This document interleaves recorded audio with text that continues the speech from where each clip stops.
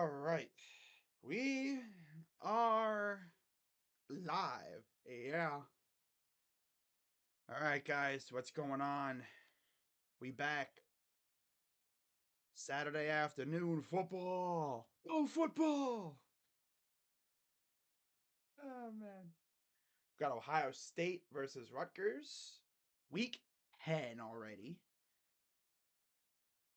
You know, underestimate how quick this season goes by.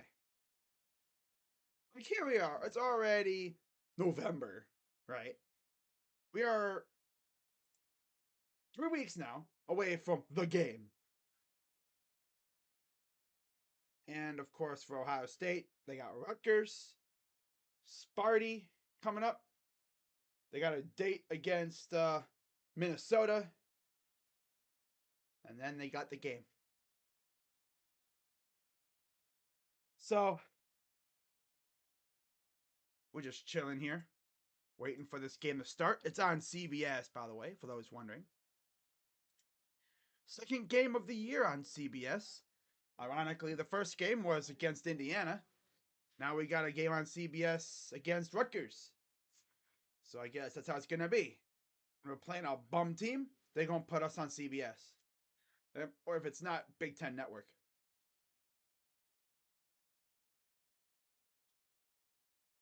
We're going to see Steph Curry in person tomorrow. I mean, hopefully everything works out for you, Jacob. I don't want you to be in my stream tomorrow saying I'm not going to the game tomorrow. Jacob, you remind me of like those kids that like you'd see in school, like elementary or middle, whatever. No matter, it doesn't really matter the level. But like when you're going someplace, you be going tell all your friends like, "Hey, I'm going to see this guy tomorrow. Hey, I'm going to this place tomorrow. I'm going to this place. I'm going to that place." Tell the whole wide world. Uh, so let's go through the classic rundown of this matchup. Ohio State, of course, undefeated, 8-0, 5-0 in the conference. Rutgers, 6-2, 3-2 in the conference. Their losses have come to the team up north and Wisconsin, both on the road. Now, leading passers, of course, for the Buckeyes, it's Cal McCord. 148 of 231, 2,163 yards, 14 touchdowns, only 3 interceptions. I think 2 of those came last week because this dude decided to be a freaking dunce at the worst time. All of a sudden, he gets wild with it and starts throwing these horrible passes. I don't know what he was seeing last week. Meanwhile, Wimsat, 91 of 181, 1,134 yards, 7 touchdowns, 4 interceptions. On the ground, Trey Henderson, 68 carries, 457 yards, 6 touchdowns. Monangai, 144 carries, 744 yards, 7 touchdowns. And then receiving, Harrison, 48 receptions, 889 yards, and 8 touchdowns. Dremel, 23 receptions, 294 yards, 3 touchdowns. That's still leading receiver. So you can already tell they run the ball a lot. They're a running team. And we got a very good run defense. Now, overall, stat-wise, let me see if I can pull it up here. I don't know if it'll show up. Well, now it doesn't want to show up. All right. I thought it would usually show up, like, comparing the two, but I guess not this time. Huh. Interesting. Oh, well. By the way, for any bettors out there, if you're a lunatic and if you're a lunatic, no, if you're betting on this game, you are a lunatic. You're just addicted to the craft. Ohio State favored by 18.5 and over under 43.5. So it went up a little bit, I see. Okay. Yeah. Browns have elevated wide receiver James Prochet to the active roster. I bet you he'll be our return man tomorrow. Of course, Deshaun Watson's playing too. Deshaun Watson's playing. He's a full go. Man, if we see Deshaun Watson go out there and do what he did against Tennessee, oh yeah, the Browns fan base is going to be losing their minds, and I love it.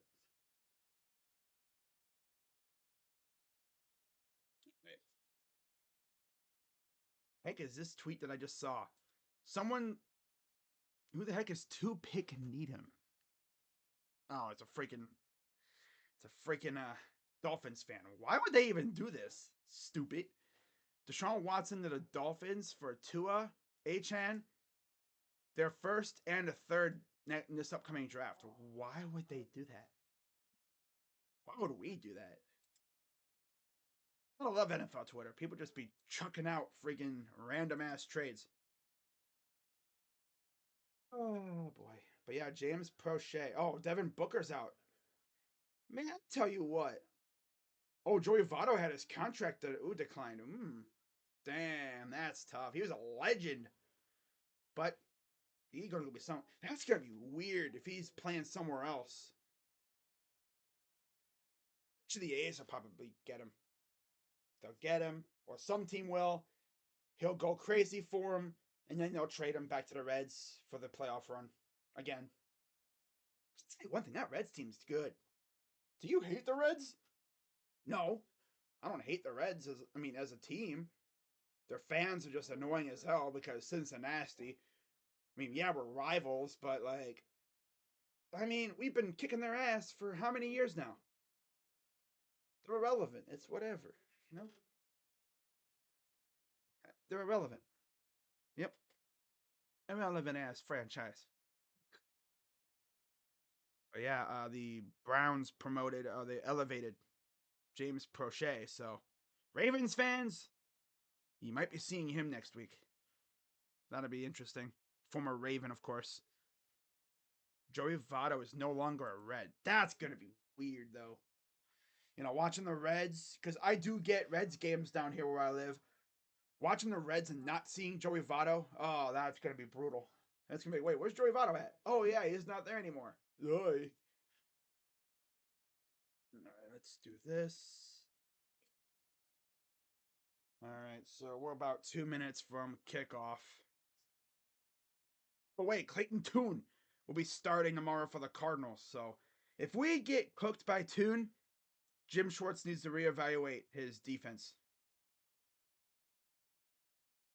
Yeah.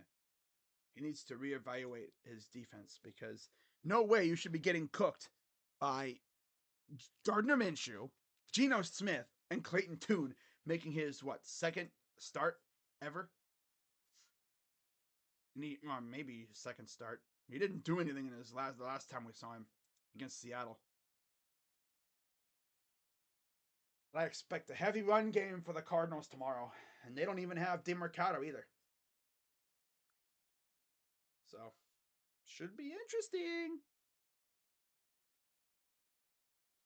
Yeah, they're not going to do Rutgers, Ohio State. No. All right, so we are a few minutes from kickoff. That's what sucks about CBS. They don't have a pregame show. They have this recipe rehab show on. Why does this recipe rehab show remind me of what you'd see on YouTube? These cheesy ass freaking content creators, with their expensive camera equipment. Yeah, it's okay. Cheesy food. Some content creators on YouTube, they try to go way overboard.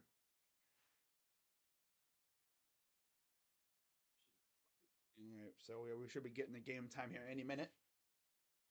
Be sure, as always, to hit the like button, subscribe, hit the bell, and enjoy the show.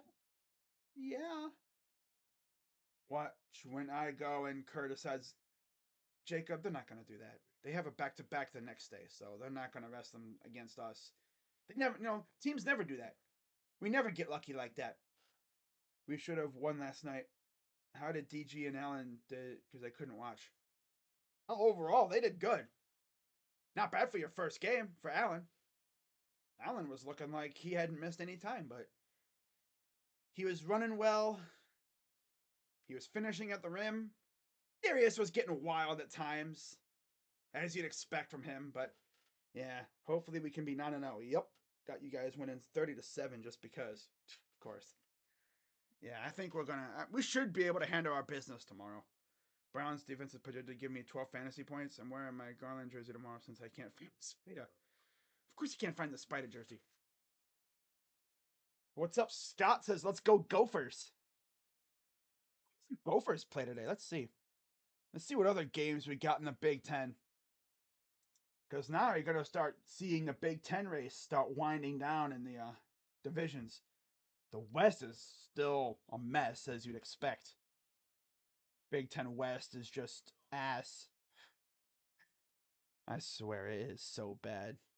Okay, let's go to scores. Okay. Tom McCarthy on the call for this one, the guy that does the Phillies games.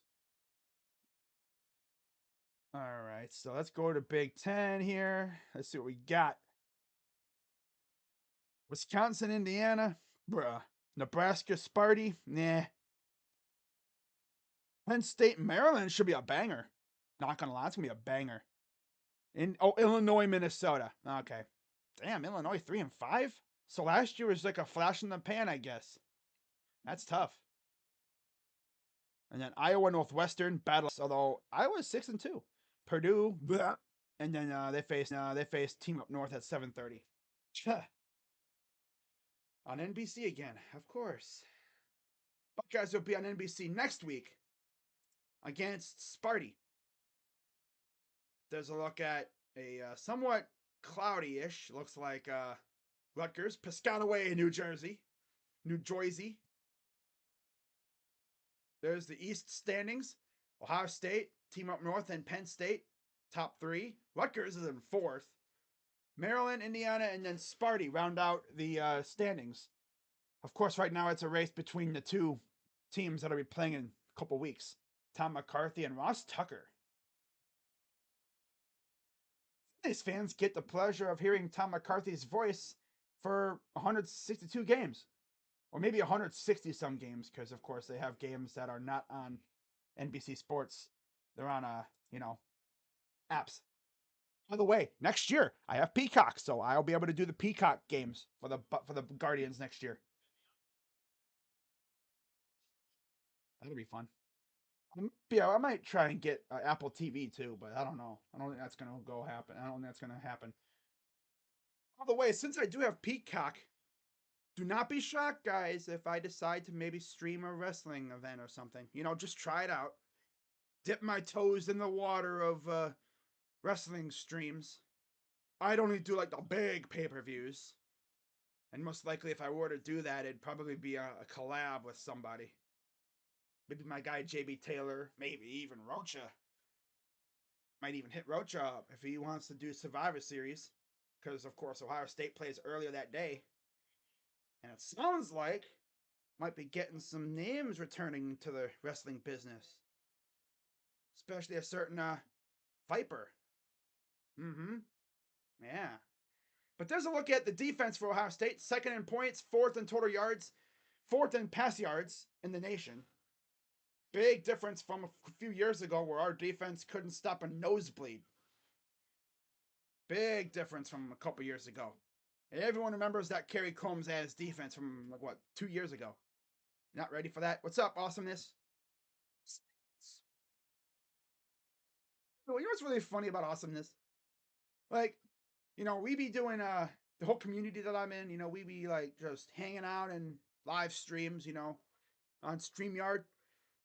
She'll come in, these people could be literally arguing. She'll come in there with the vibes and just start dancing. It's awesome. She'd be having her own nice little dance party while people are fighting over here. Kind of reminds me of this meme of this house on fire, right? And it shows there's like a playground, must be like a school or something, small little school, like a schoolhouse, and these kids are like on the swing set and stuff. And meanwhile, there's a fire going on in the background. It's pretty much what it is. She's having the time of her life, dancing, having a good old time. Meanwhile, people are freaking arguing.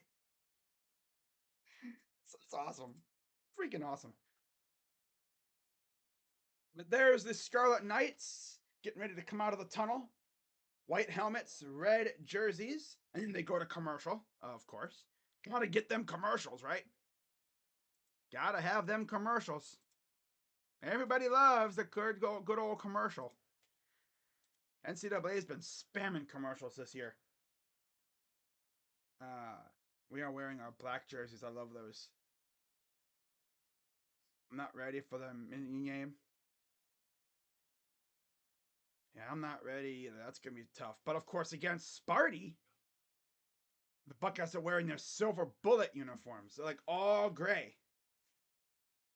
That's gonna be interesting, seeing us in all grays. Silver helmets, jerseys, pants, shoes, socks. Yeah. Call that our silver bullet combo. Of course, we are in what I would call manager watch, I guess, for the Guardians. I guess they want to have a manager by the GM meetings, which are coming up, what, next week? So they want to have a manager by then. It sounds like it could be either Craig Counsell or Stephen Vogt. The Mets are, of course, a very legit threat for Counsell, though, because they have his old GM from Milwaukee. So if he goes anywhere and it's not here, it's probably going to be the Mets, unless he goes back. What is this now? Pick up Anderson's $14 million team option. Damn, what? Nah. Hmm.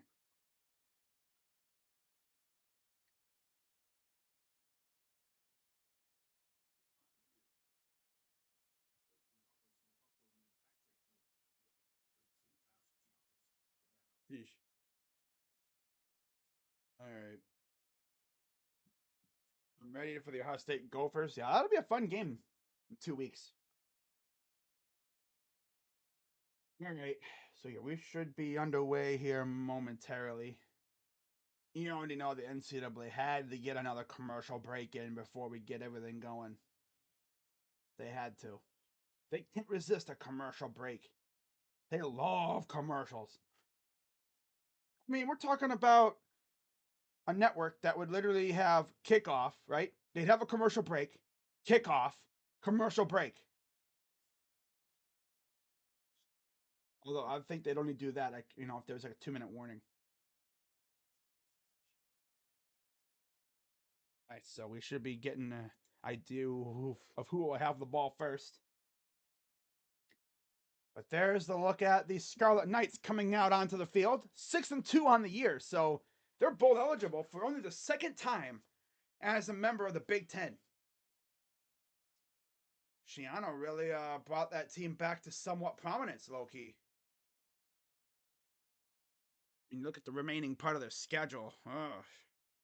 It's not going to be easy. But there's the injury report. Mayan Williams out for the year. Lathan Ransom and Denzel Burke out today. And then Emeka Egbuka expected to play. I thought he would have played the last 2 weeks, but wasn't feeling right. That foot's been bothering him too. And there's Kyle Midcord. 64% completion percentage, 2,163 yards, 14 touchdowns, 3 interceptions on the year. Not even bad numbers, but considering his predecessors, yeah, that's some Daniel Jones ass numbers. 898 career winning percentage, best by any FBS coach in the last 50 years. Greg Schiano, 0-4 career record versus CFP ranked opponents. Of course, the only CFP ranked teams he's ever really played are Ohio State, Penn State, I think Wisconsin once, maybe, I think, and then of course Team North. So yeah, we are ready to go. Ohio State will start off with the ball. Bold strategy by Rutgers. And the kick is away. And we're underway from SHI Stadium. I had crowd on hand for this one. Not a bad crowd at all. Kyle McCord from New Jersey, from the Jersey area, Philadelphia. Mount Laurel, New Jersey, went to St. Joseph's Prep in PA. 17 of 26, 226 yards, 2 touchdowns, 2 bad interceptions last week. So let's see what they cook up on this first drive. Really winning? Oh my God. Wow. First and 10, lining up shotgun formation. Henderson to the right. Back to pass. Dumps it off, and he'll get about 3 yards. Mohamed Toure with the pressure, with the tackle. Simmons, Jackson, Hensman, Jones, Fryer, Henderson, Stover, Harrison Jr., Fleming, and Johnson. That's the offense for the Buckeyes. Second and 7. There's a Buka out there in the slot. Hands it off to Henderson. He'll get another yard.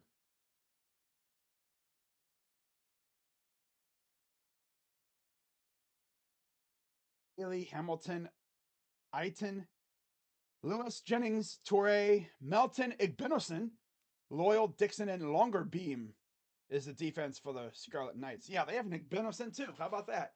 Funny enough, week 1, remember, Davison, our Igbinosun had a targeting penalty. Theirs did too. Remember that. 3rd and 6. Cord, back to pass. Pressure coming. Throws, and it's a gain of 2. My God. Man, that's just dink and dunk. Don't take him. Don't, take a shot or anything. No. That's a mid-court drive, not going anywhere near the sticks. Classic.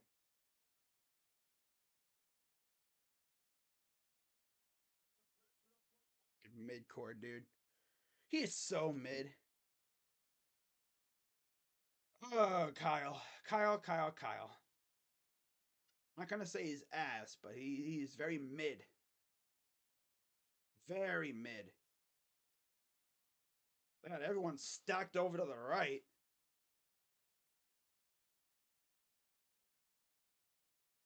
Dang. And there's a fair catch at their own 29-yard line. So now there's Rutgers. Their offense, led by Gavin Wimsatt from Kentucky. 1,134 yards passing, 362 rushing, 14 total touchdowns. That's rushing and passing. I'm guessing most of them are on the ground. So let's see what the defense does. One of 9 FBS QBs with 7 rushing touchdowns this season. Wow. So 1st and 10 for Rutgers. Shotgun for Wimsatt. To pass. Throws it deep. And he had a guy, but Matthews was on the coverage. Dude just kind of fell down. Tight coverage by Jermaine Matthews in for Denzel Burke tonight or today. Yeah, Jackson was kind of positioning himself, and the ball was way overthrown. The ref was like, bro, I'm not throwing no flag on that. That thing was in the next area code. 12:55 to go.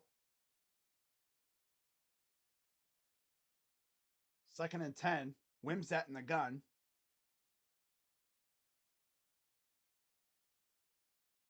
And Manangai lost a yard. They diagnosed that 100%. Pierce, Felter, Zelinskis, Dunlap, Sutton, Manangai, Langen, former quarterback, Washington, Drummond, and Jackson is the offense for the Scarlet Knights. Langen's now a tight end. 3rd and 11 for the Scarlet Knights. 3rd and 11, shotgun for Wimsatt. Runs up to the line. Communicates with the old lineman. Snap. Manangai gets about 7, 8. Still about 3 yards shy. 4th and 4. All right, so offense is kind of, not really going balls to the wall, although that first pass from Wimsatt showed that they were willing to take a chance, maybe catch us sleeping, but no, we're not sleeping on you, bruh. Rutgers has only led in this series 1 time, and that was last year. All right, so Ballard back to receive. Oh, he muffed it. He got it off. Horrible punt. He's just lucky that it rolls across the 50 to the 46-yard line. Ugh. He's lucky no one was coming right at him because they could have blocked that crap. That was a horrible punt by Appleby. My goodness. He's lucky that thing even he's lucky that ball didn't just shoot past him and go like, man. He's lucky that we didn't bum rush him. Because you muff that snap, there could be a guy coming right there, man. I mean, but you be careful. They could have blocked it. They could have essentially, taken the kicker out of the equation once he muffs it. So the Buckeyes will get it back. Really no issue there. I'm not really worried about our defense. It's our offense that's always been a problem. It's Stover. Oh, is he not playing today? Damn. I mean, he didn't really get much action last week either. Has a brace on his hand. Oh. On his left hand wrist. If he was an offensive lineman, that wouldn't be a problem. But he's a pass catcher, so that can't happen. James Prochet elevated to the active roster. My guess is he's probably doing the return duties, and then that will allow Elijah Moore to focus solely on offensive snaps. Can't hurt. But expect to see a lot of Tillman tomorrow with no David Bell either. Yeah, David Bell's out, so expect to see a lot of Cedric Tillman. Fortunately, I didn't have a good Friday for sports.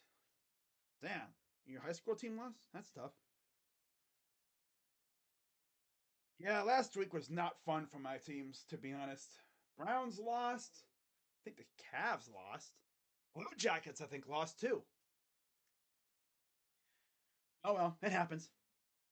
Indiana already up 7-0. Damn. I don't know. How long it'll be before my recap video comes out today, because I'll actually be going out to dinner after the game. Went out to dinner with the fam to celebrate my birthday a little late. We've been busy doing stuff. So I might have to just crank out the video, you know, film the video and then head out to dinner. We'll see.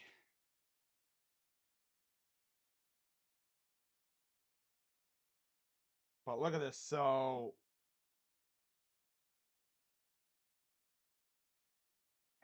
20 had to pull up because he didn't want to, kill the kicker. Arvell Reese could have blocked that thing, but he had to be careful. Flynn Appleby, first punt, 18 yards. Buckeyes will get it. Right at the 46. Here's a snap. Hands it off, and just like that, they're in Rutgers territory. Gain of about 4 or 5 yards. He's talking like, hey, man, he freaking pushed me down, man. What the hell? 11 minutes to go. It's a gain of 6. Hart Levert tomorrow for fantasy. If you want to, go ahead. 2nd and 4.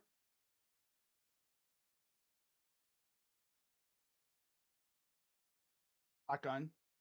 Hands it off again. Harrison gets a big hole and gets a first down. Gain of about 6 again.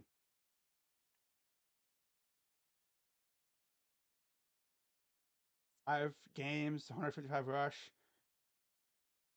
4.8 yards per rush, 17 10-plus yard rush plays. Without 3 games, 97.7 rush yards per game, 2.6 yards per rush, and 8 plays of 10-plus yards. 1st and 10. Shotgun from McCord.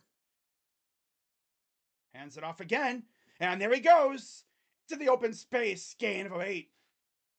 Gain of about 12. First down again. Yeah, no Mayan Williams, so expect heavy Trevion with a little bit of probably Chip. Train him. There's no Mayan. Tiffany Blackman on the sideline for this game. Inside the 30. I think that's Trainum in the backfield now. Under center, McCord keeps the ball. Throws. Nice catch. It's a Buka near the first down. First catch in over, 3 weeks now for him. Missed the last two due to a foot issue. What was that? That was, they even had Fleming coming up a little bit deeper. Same kind of route. 1st and 10. Inside the 20 now. Snap. Hands it off again. This is Trainum. And he'll get about 3, maybe 4. Last night, I was going to, but I didn't know he would, since DJ now. You know he's going to play, Jacob. Come on. He's like the 7th or 8th man off the bench in the rotation. Sometimes he might even be the 6th man, depending on the matchup. Again, a 4. Henderson back in the game, inside the red zone. Shotgun from McCord. Fake pitch. Throws. By Scott for a touchdown. There. Well, damn, G. Damn, G. He fit that ball in there. Oh, I see what he did. Okay, right over the shoulder of the defender. Poirier had no chance. He couldn't even. It's like he didn't even see the ball coming in there. Man, oh man.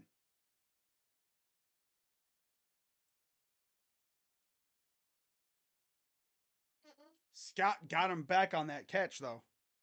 Beautiful pass.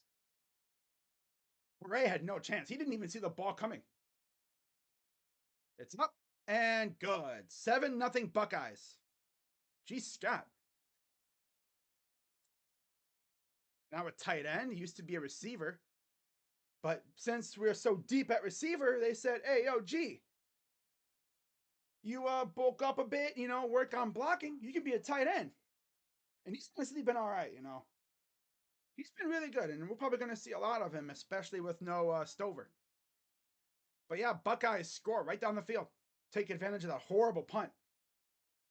And if there's anything we know about this Buckeye team, you can't give them any more chances than they're already going to have, because they'll get you.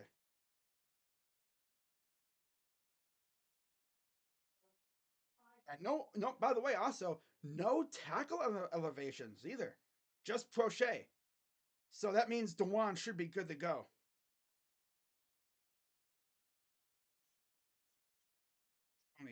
I will throw that kind of ball. And then later on, you're going to see him throw the stupidest pass ever. He gets too full of himself.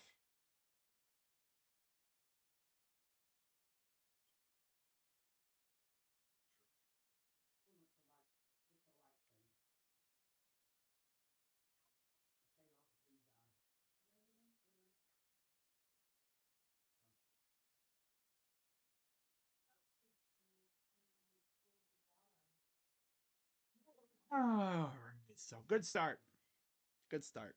Take advantage of that bad punt.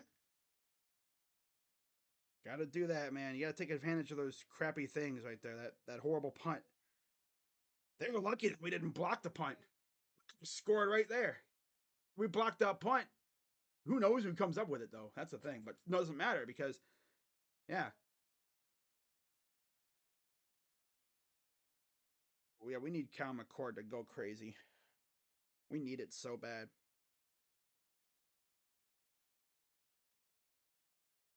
Ravel was probably afraid. Once the ball hit the ground, they could have just tackled the punter, right? Like he got. I mean, probably didn't really know. He didn't want. He wanted to be careful. Probably didn't want to have a flag because knowing him, he would have had a flag thrown. But once the ball is muffed, fair game. You can just maul the kicker. Get it? He's being careful. But let's see what they did on this touchdown pass here. So they did like a little fake pitch to Henderson, kind of, and then Scott just went to the end zone. So great stuff there by the Buckeyes. 6 plays, 54 yards. Led to the Scott 14-yard touchdown. I know he doesn't get in the end zone too often, but I'm sure he'll like that. So now the Buckeyes will punt it away. I mean, won't punt it away. Kick it away. They'll kick it away now.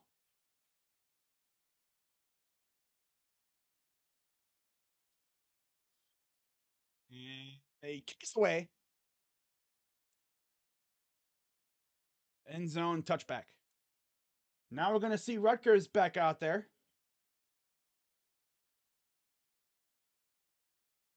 Kansas State and Texas. Oh boy. Malik Murphy throwing deep. Oh yeah, he got Xavier. Was that Xavier Worthy? That's not Xavier Worthy. Who is that? You can see the freaking name because the damn scoreboard's in the way. What the heck?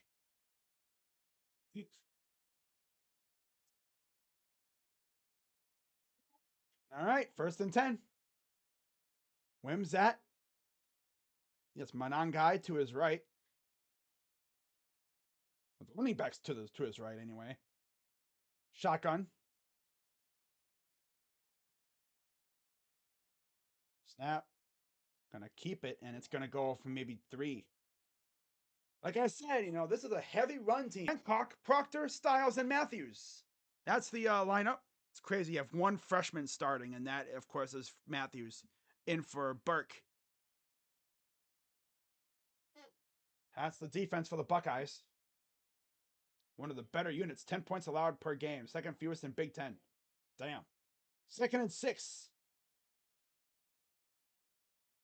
Wimsatt goes to the line again, talking to his men up front. Snap. And he's going to get another 2. They're probably going to say another 3. It'll be 3rd down. Miss for Rutgers, if you can't really, can you rely on your quarterback and your offensive line to block long enough for Wimsatt to sit back there and try to throw it against our secondary? Kyle Monangai, 3rd and 3.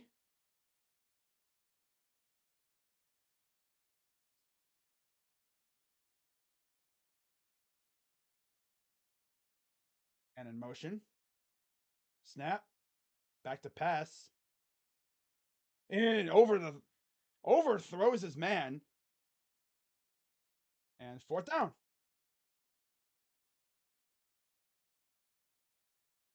4th and 3. It's tough because you got to try to fit the ball in against our corners. Oh, nice communication by Matthews and Hancock. It's like they said, I got this guy, you got that guy. I'll follow him, you follow him. 4th and 3, and again, they're going to motion the guys around. Much better punt this time. Much better punt this time. And the Buckeyes will fair catch it inside their own 30. Yeah, much better punt this time around. All right. Rams have elevated Dresser Win. That's an actual name. Okay. Okay.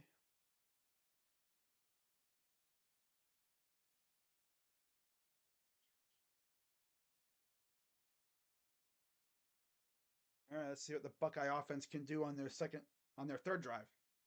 First drive didn't really go so well. 2nd drive, touchdown. Let's see what they do on this drive. I said we scored. I predicted we scored 42. Let's see if they can match that or even surpass it. Yeah. But yeah, it's pretty clear watching this Rutgers team. They're a heavy, heavy run team. You honestly got to remember, like, half the wins for Rutgers came in the non-con games. In fact, let's take a look at their non-con. Because a lot of people criticize non-conference games.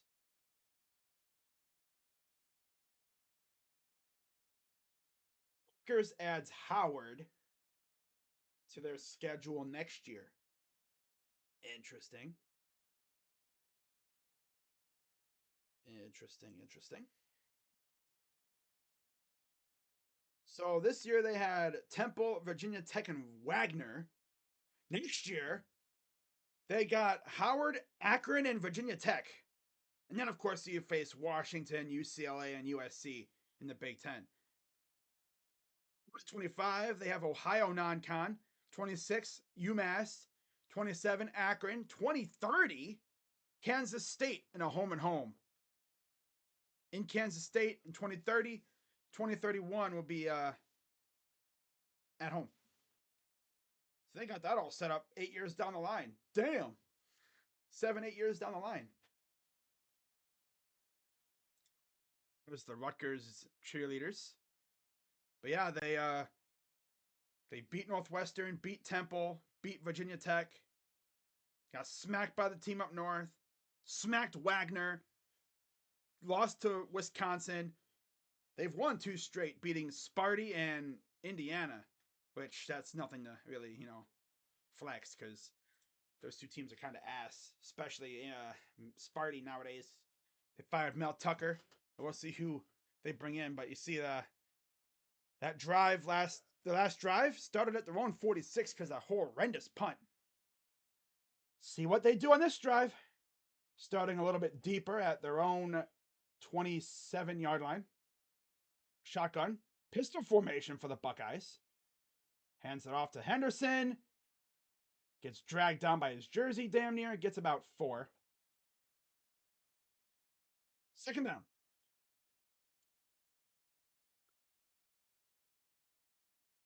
I want to see Henderson break one. I think he's going to break one again like he did last week. He's going to... Oh, yeah, so he just got grabbed by the shoulder. That kind of dragged him backwards a little bit.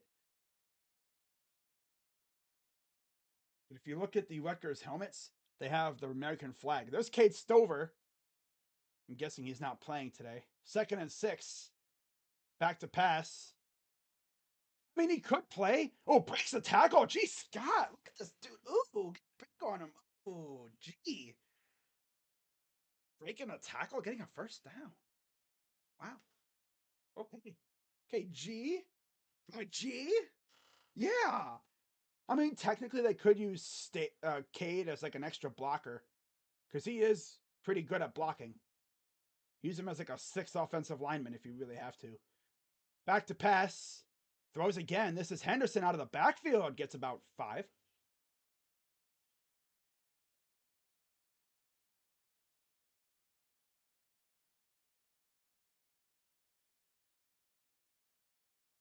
Second down, about 6 minutes to go. 2nd and 6. It was a gain of 4.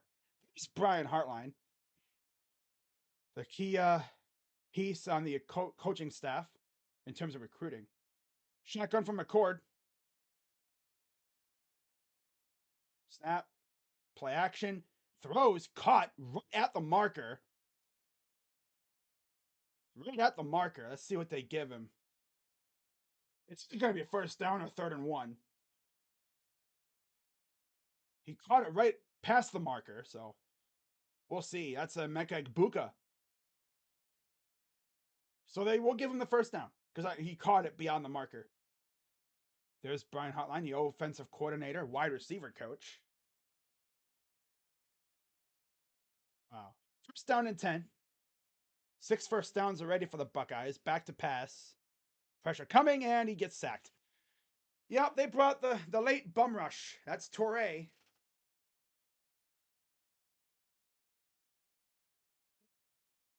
Brought the late bum rush. Offensive line was already... They had 2 guys blocking 1 dude. Like, hey, Jones, you missed a guy. There was a missed assignment on the offensive line that leads to a sack because, our quarterback is too damn slow to get the ball out. He can't diagnose a blitz coming. 2nd and 19. All that progress lost on 1 play. Yo, hey, there's Johnson lost of... Hey, guys, downfield a little bit, huh? Throw it downfield. Why are we doing dink and dunks, huh? Why are we doing dink and dunk? Why don't we throw it downfield one time? God, Kyle. Since when have we become a dink and dunk offense? 3rd and 19. All because of that damn sack. We were moving the ball really well, and now we're right back to square one. Freaking Kyle, dude. Kyle and the offensive line. The only thing's holding us back. Back to pass. Dumps it off. Nice catch. And then there's Henderson doing a little duking and jiving. Goes nowhere. Here he downfield, huh? Dink. Dunk. Dink. Dunk. Are you scared of their secondary? The almighty Rutgers secondary?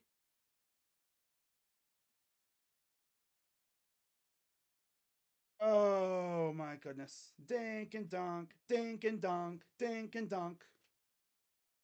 It would have been fine if they didn't have to give up that damn sack. Because our quarterback has lead feet and our offensive line is kind of booty this year. It's away. It'll bounce right around the 19-yard line. It'll literally come the rest at the 19. Yeah, they were moving the ball really well, and then a sack. It literally put us at square one. Oh, Kyle. Kyle, Kyle, Kyle.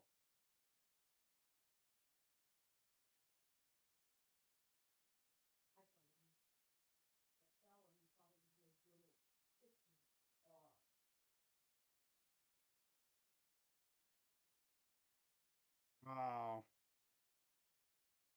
Crown Jewel stage looks amazing, by the way.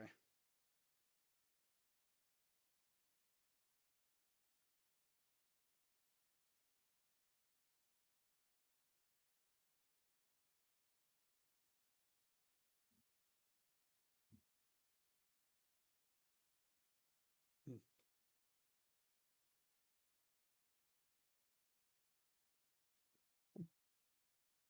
Pretty interesting. QB accuracy through week 8. PJ Walker, 39th. Eesh. Deshaun's 12th. It's funny because I was watching the Titans highlights again. To see like if because I couldn't really tell when he got hit when he had a shoulder injury because honestly he was looking great the entire game. Like with Baker, you could. I mean, obviously that injury was much more not well severe because it was even though it was left shoulder, but you need your left shoulder more than anything when it comes to aiming. When Baker hurt his shoulder in 2021, his accuracy went out the window. He was airmailing the ball so many times. And I will continue to say this. That Vikings game was when Stefanski and company came to the conclusion that Baker was not that guy for this team. He had Odell wide open on a pass. Wide open. He cooked his corner. Throw it accurately, that's a touchdown, but he missed him. Yeah.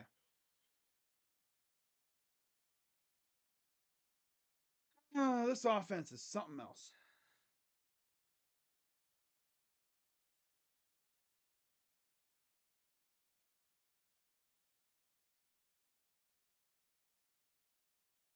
Talking about Eichenberg from last week.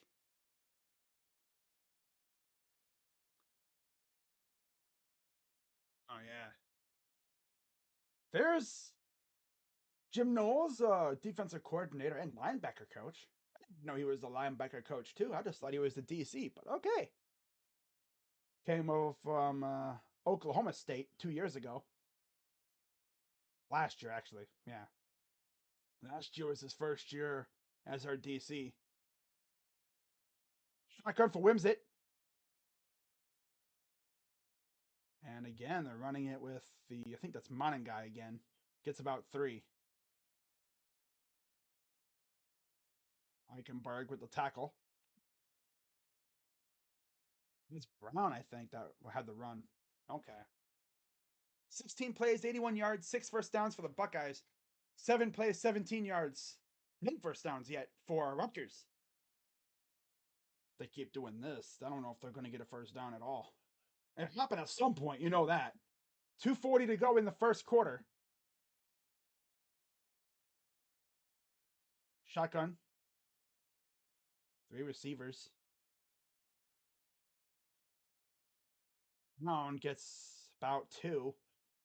It'll be maybe third and I'm maybe going to give him 3. It'll be about It's going to be about 2 or 3 yards to gain for that first down. That ever elusive first down of the game for Rutgers.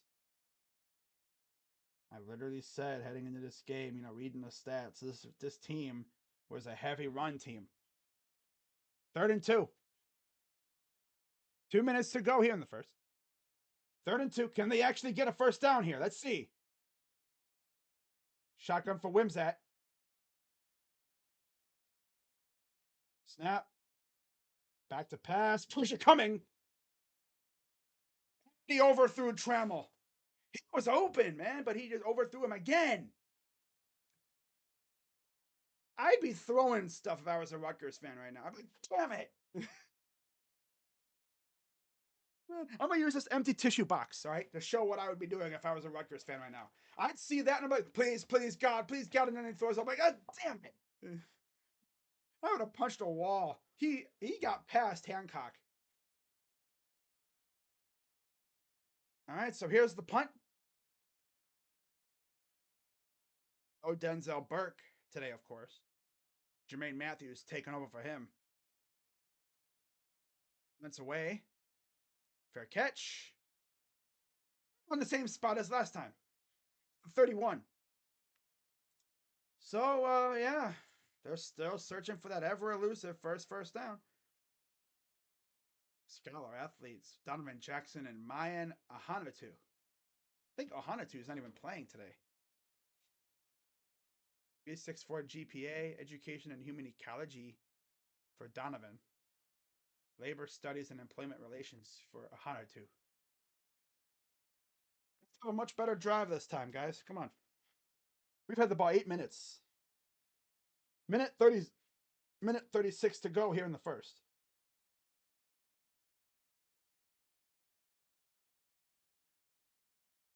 All right, 1st and 10.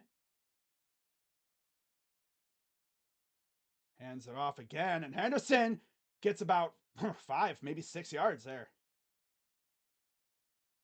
He's going to break one at some point.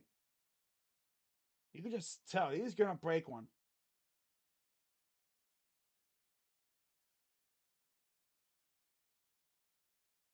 And if Henderson gets an open space, just watch out because he is fast as heck. He's like a gazelle once he gets that open air and is going through his lungs. Oh, man. 2nd and 5. Here's a pitch. He'll get nothing. There we go with the, 5 steps forward, 2 steps back because, that's the type of idea. Harrison Jr. is essentially just a decoy out there right now. Rutgers is not going to let Harrison Jr. get open.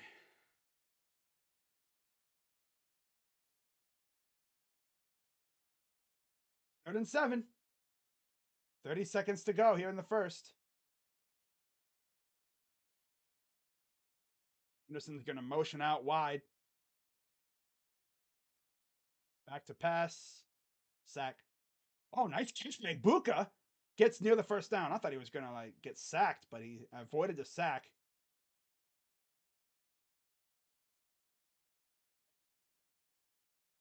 He was like a yard short.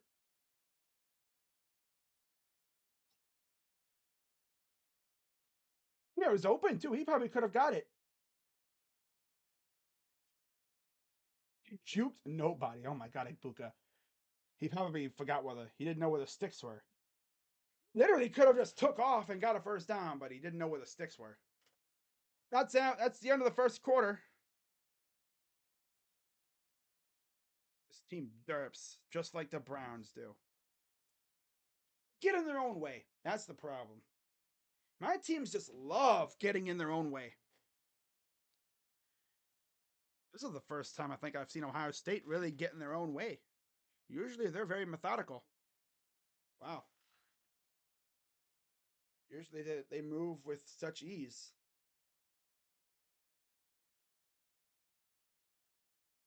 Get this, guys. The line for tomorrow's game has jumped all the way up to 11.5 for the Browns. That's to be the highest line I think I've seen for the Browns, maybe ever. Favored by 11.5.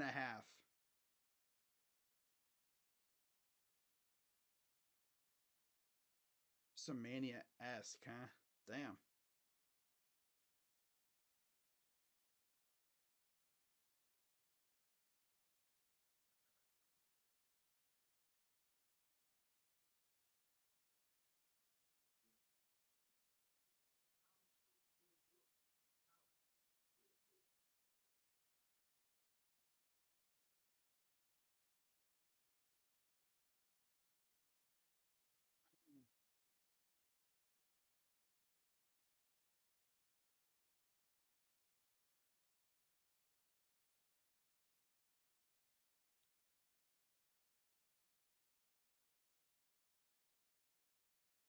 The heck is that?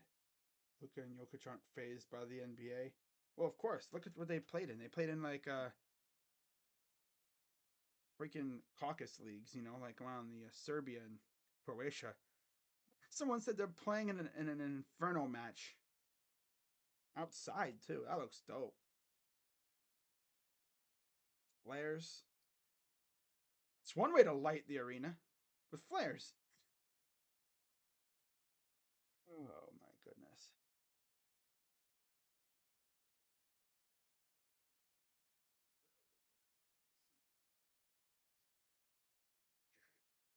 Mm. Okay. All right. So Buckeyes offense just yeah, it's not as methodical as it used to be. I think we just got to accept it, guys. Sucks because imagine Justin Fields and CJ Stroud with this defense that we have this year.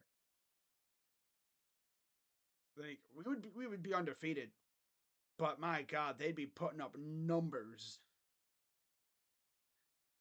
CJ and Justin had this defense with them, they win a national title apiece. Especially Justin.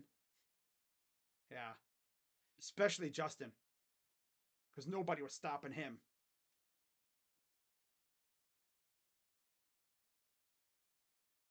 Greg Schiano allowed 6 first downs today. So let's see what the Buckeyes do. It looks like they're going to go for it on 4th and 1. Surely they're not going to derp around here and get blown up, right?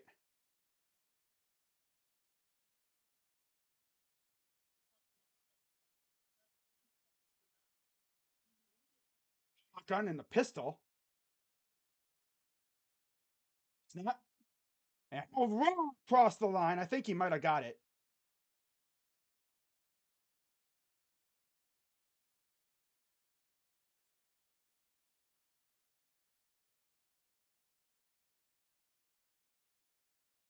He reached it by like a fingertip. They're probably going to look at it. I think he reached it by a fingertip.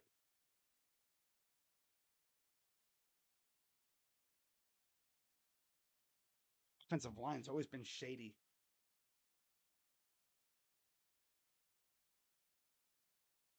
The index card.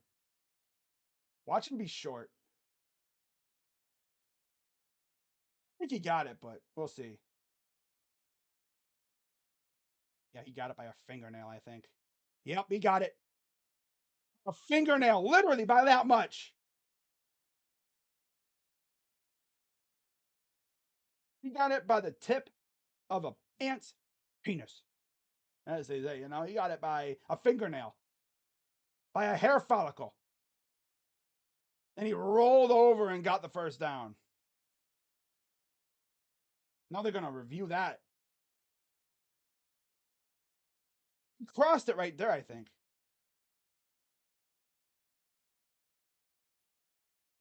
Because look where the ball is in his hand. It's in his left hand.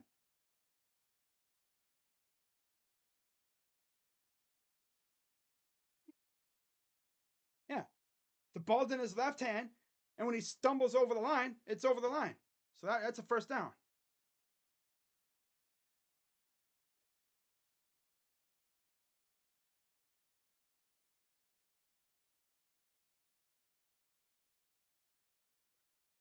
Yeah.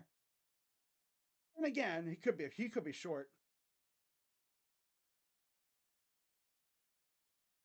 Oh boy. Wouldn't be shocked if they said he was short, but right, it looks like because the ball's in his left hand,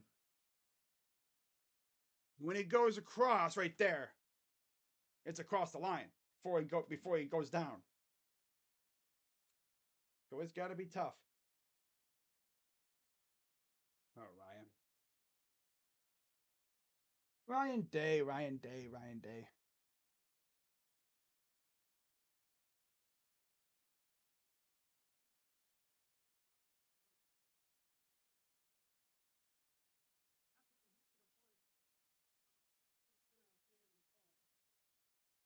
Yeah, because the ball was in his left hand, and when he was like humbling over, the ball crossed. So that's a first down.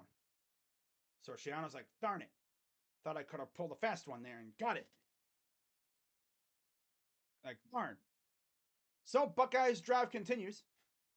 Luckily, like by that much. By the hair on my chinny chin chin. Length of the tip of a bee stinger. First and 10, shotgun from McCord, hands it off again. He's going to bounce it out. Oh, this is where he's dangerous. Gets the first down. Emphatic first down that time. Lowers the shoulder on a guy, letting him know. He pops out. Oh, let me just pop out here and do my thing and run somebody over.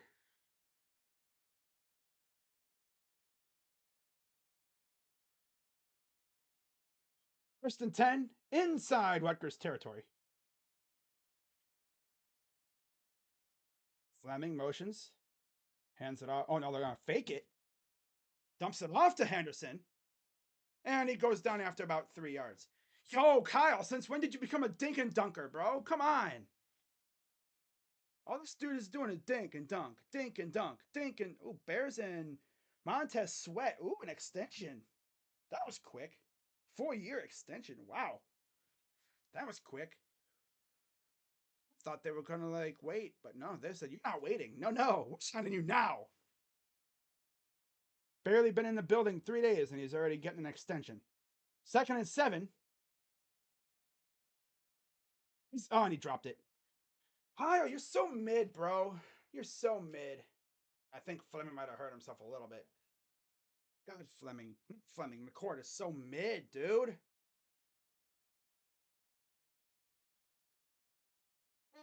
He is so mid.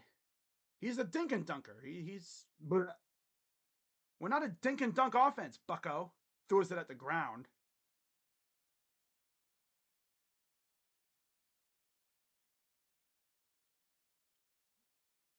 Third and 7.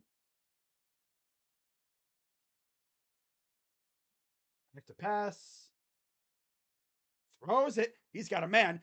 And it's incomplete. Trying to go to Harrison. On the throne. You know, Kyle, bro, you're pissing me off.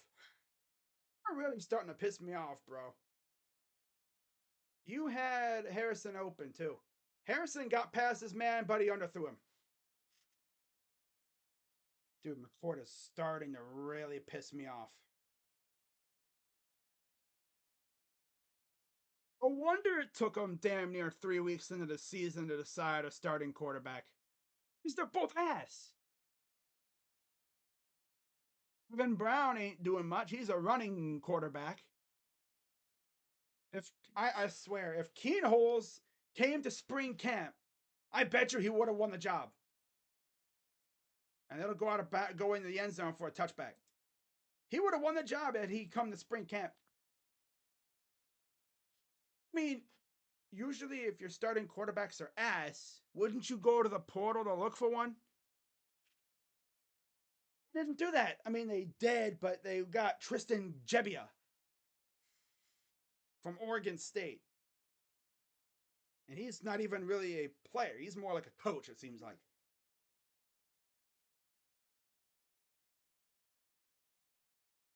This offense. The things that are holding this offense back, definitely, definitely offensive line and Kyle McCord. 5-star Kyle McCord playing like a 2-star right now. He's mid.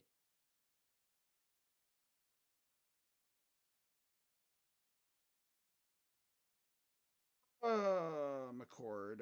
Noodle arm.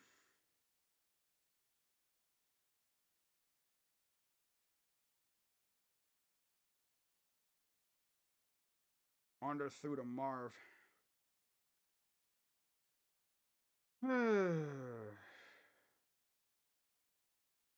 This offense is so buns. I hope they don't consider this guy for the starting job next year. Especially with Aaron Noland coming to town. Aaron Noland's probably going to blow this guy out of the water. Make him freaking transfer. Oh my god, dude.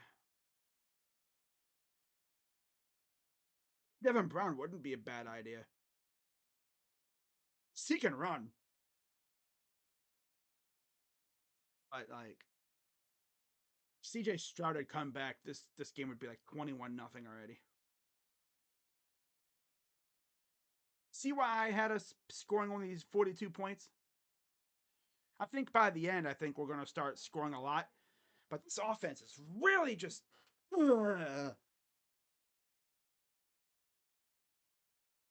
Kyle needs to stop with the underthrows. He's been doing that a lot. He's been doing a lot of underthrows. October 21st at Indiana. Gave him a Gatorade bath. What? What?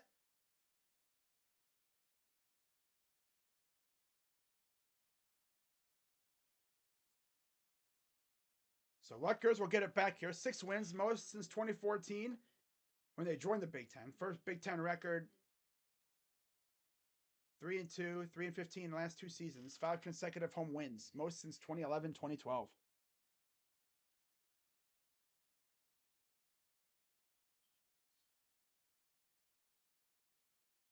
First and 10. Imzad in the gun, running back to his right. They've ran 9 offensive plays for 21 total yards. Wow. Snap. Another overthrown pass. Wow. Second and 10.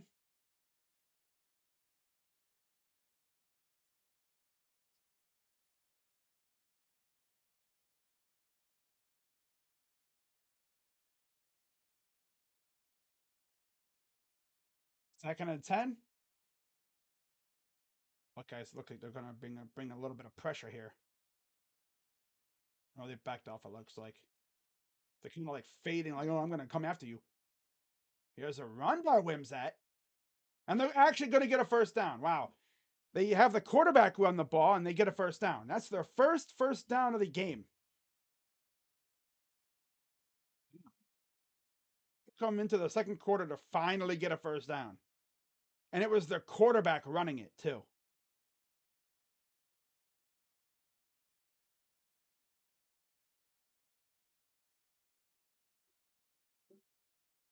Wow, that's pretty crazy. That's your best play of the day. First and 10. Wimsat in the gun.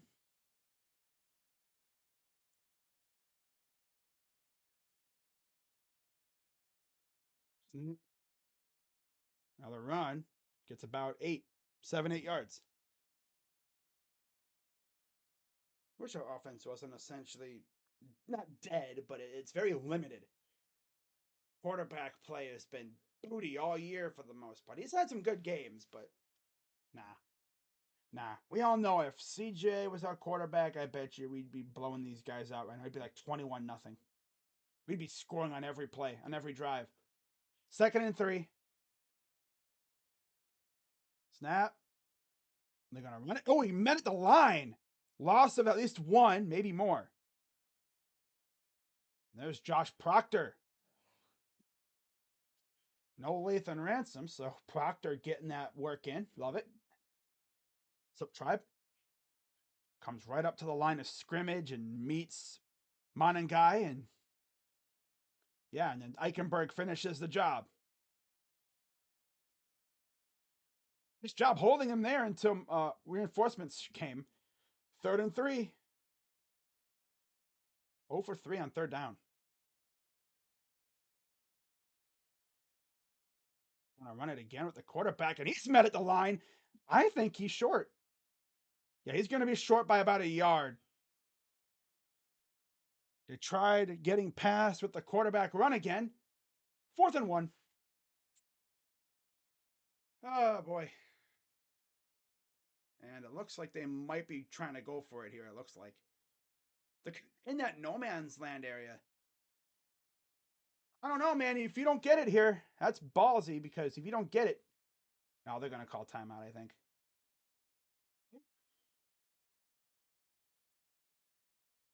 Well, they're gonna look at it. I think. Yeah, they're gonna review it. I might have got it, but I don't know. It's hard to say. Right there, he was held up.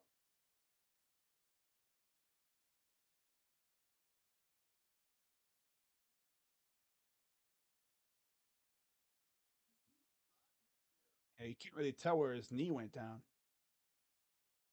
But his knee went down way earlier. It seemed like it did. Let's see this angle. Right there. We got a very favorable spot. It should be like 4th and 2, maybe 3 yards. No, it should be about 4th and 2. Right there, I think, is where his knee went down.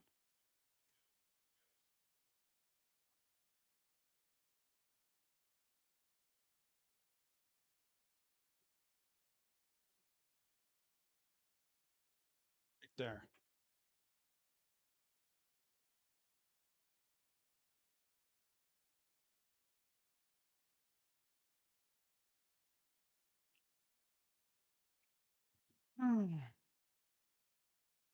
We've had what, 2 reviews now in the freaking first half? Oh, I love it.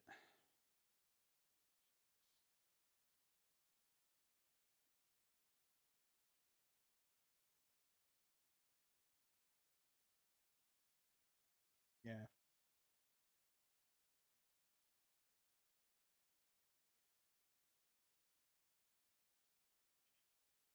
They moved it back because of his knee, was where his knee was. So let's see what Rutgers does here. Are they still going for it? They're even further back now. It's like probably like 1.5 yards back. And yes, they are going to go for it. Kind of interesting how they're going to go for it here. They don't get it. They're giving the Buckeyes favorable field position. Again, 4th and 1. They might just try to get us to jump off sides, to be fair. Yeah, they're going to try and get us to jump. He bobbled it. Oh, no, it was a fake.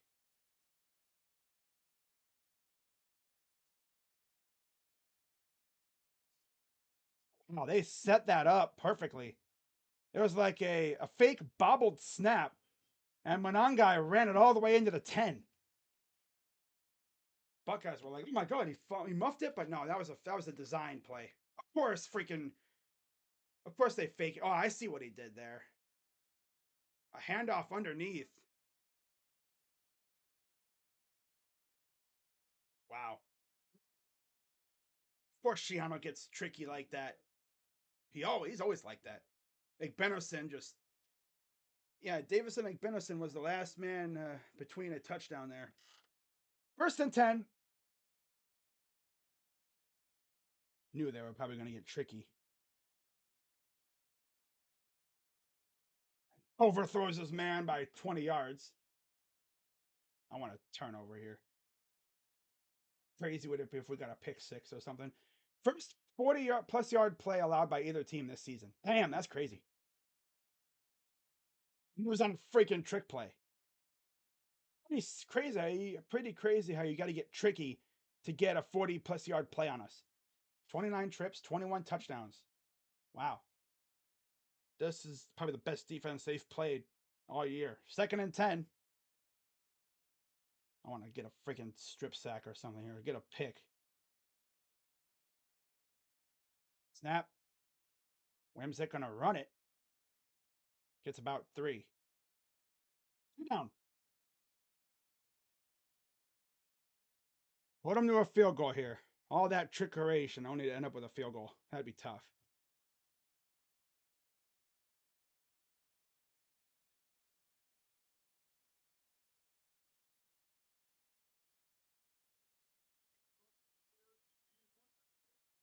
They decided to start running with the quarterback, and look what happens. All right, 3rd and 6.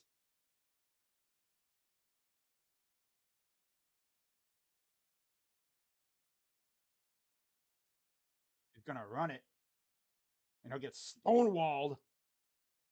Gain of about 4. Now, what are they gonna do here?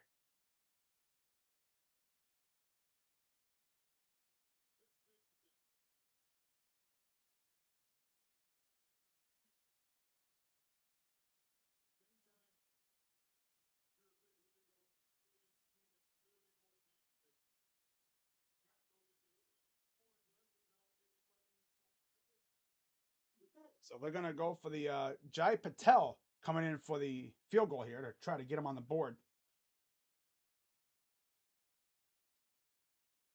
22-yard attempt. Snap. Good. All right, so they get on the board with 3 points. But given the circumstances, I'll take giving up 3. The fumble, was that a fumble Ruski kind of thing? If we did that, we probably would have scored because nobody's bringing down Henderson. Henderson would have blown past everybody with how fast he is. But I don't think Ryan Day is going to get in tricky like that.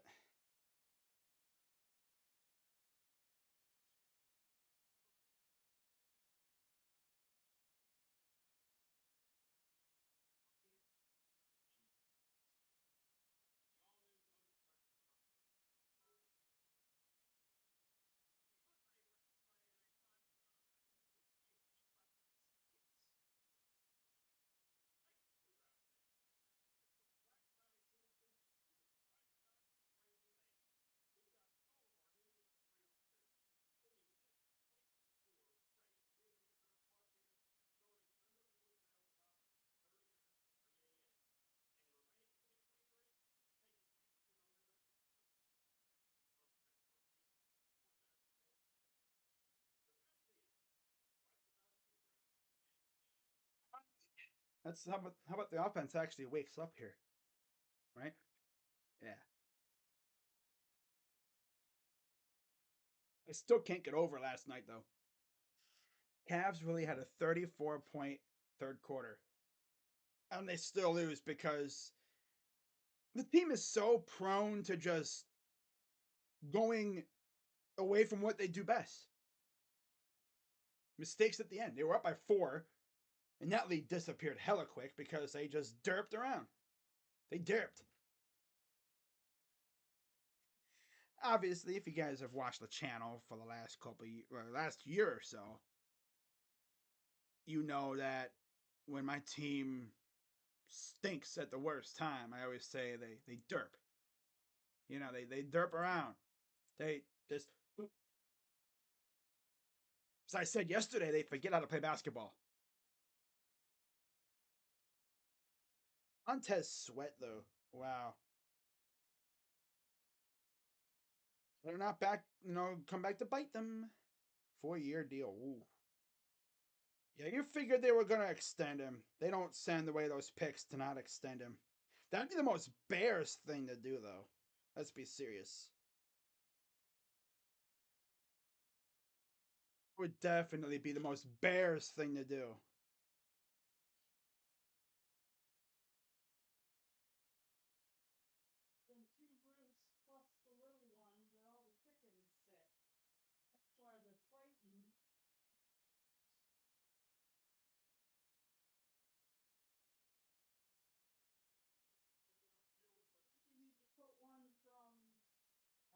Is away. It'll go into the end zone for a touchback. So let's just hope the offense actually shows a little bit of pulse here. It'll be just some dink and dunk stuff, maybe running with Trey, and then that's probably going to be their game plan. Because Kyle can't seem to throw deep anymore. He's been missing some guys open lately. There's Marvin Harrison. Only had one target, I think, so far. They haven't really been able to get him the ball. There's Marvin Sr. in the house to watch. 1st and 10. Here's a pitch. Henderson still trying to move forward. Gets just about the 29-yard line. Gain of a couple. Good job. Good run by Trey. It's a heavy Trey day. 5 yards. He's going to break one. I already know he will. Because he's getting closer and closer, it seems like, to just busting one open. Person essentially is like a freaking decoy today. He's like, yep, he's a decoy today, Marvin. Hands it off. Is going to go to the right. He's going to fight for maybe a yard. No, he's going to get back to the line of scrimmage. Hey, guys, how about we throw the ball downfield a little bit, huh? Marvin, 1 reception in every game the last couple games. Leads FBS in both during span. Receiving yards and receiving touchdowns last 4 games. Where Rutgers is like, yeah, we're going to just sell out and stop him. He has 1 reception for 3 yards. Okay, wow.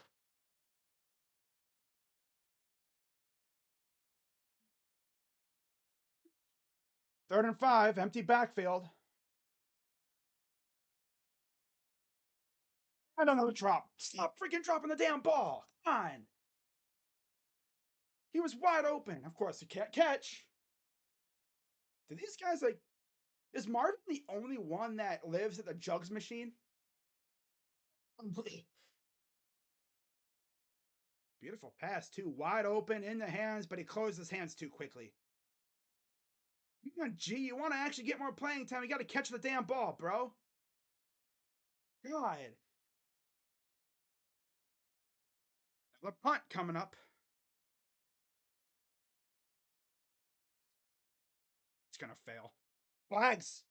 There's flags in the backfield.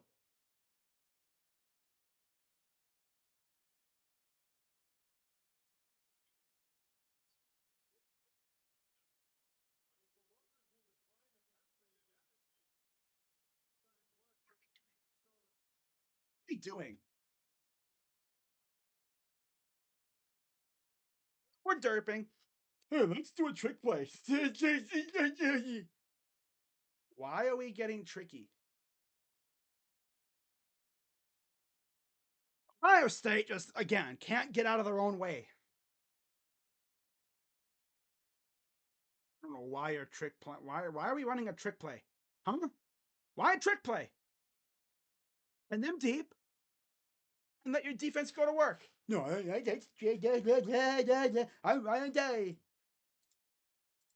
come on, Ryan. I want to slap you in the face, bro. Like, I really want to slap him in his face right now. Reach through my TV and just go bam. Like, snap out of it, you freaking bum. Oh, now they get the ball at the Buckeye 32-yard line.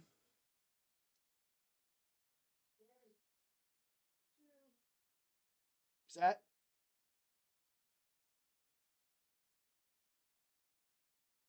That's starting field position. Snap. Gets about 6, maybe 7. Oh, Buckeyes, Buckeyes, Buckeyes. All of a sudden, the offense forgets how to play football, of course. Defense is doing all right, but it'd be great if Ryan Day wasn't a cap all of a sudden. 2nd and 3. Monon guy, 8 rushes, 72 yards. Mostly came on that fumble Ruski.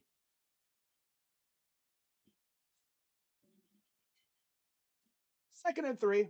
5:44 to go in the half. Shotgun. Gonna run it again. First down.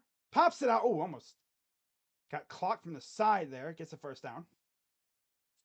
You know, Ryan Day, I want to slap you in the face, brother. reach through my TV and just smack you in the face. Be like, wake up, you bum. Why are we doing a trick play when our defense has been doing just fine? You pin them deep and you let the defense go to work. But no, let's get tricky for no reason. Let's get tricky for no reason. Especially when you have your punter running it. Wimsit gets about 4. Great if the offense could actually do something. But no, we have a quarterback who can't hit his damn receivers. And when he actually does somewhat have a receiver drops it. I swear, Marv is probably the only guy that lives on the jugs machines. Nobody else really seems to do that. At least from what I see. I don't know if that was a special teams coordinator calling that play or what, but why? Why fake it? 2nd and 6. On guy first down. Yep, it's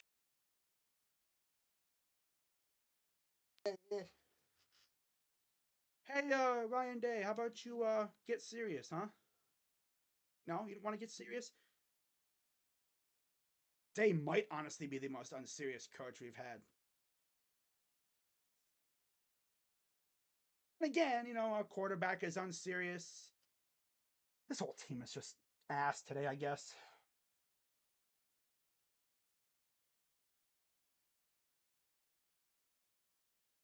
Non-guy gets stalled up about a yard shy. 2nd down.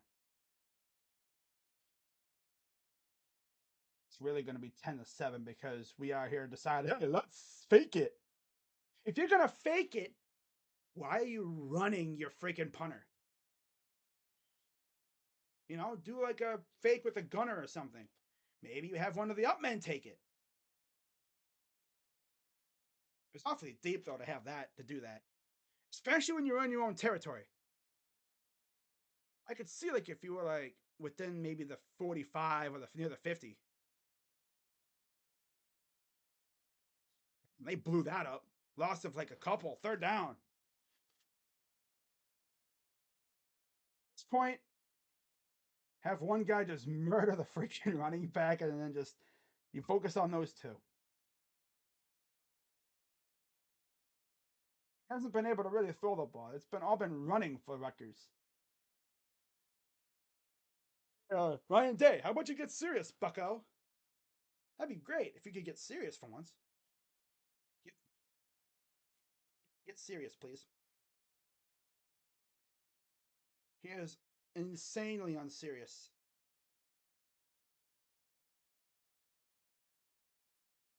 Hmm.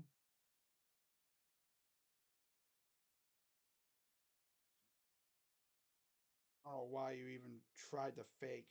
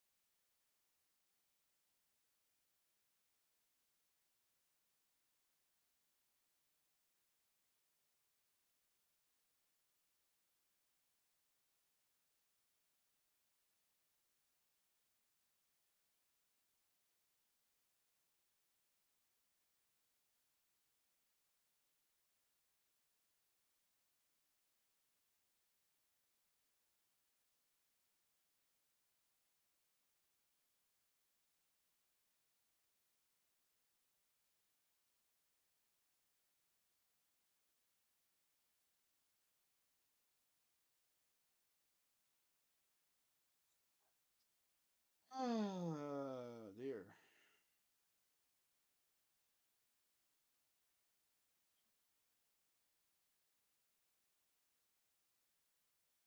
Damn.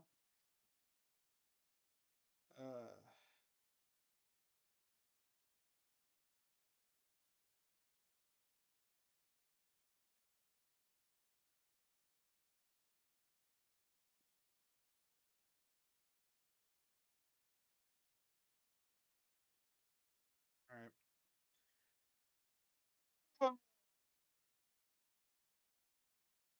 Let's see if they can hold on to another field goal or something here.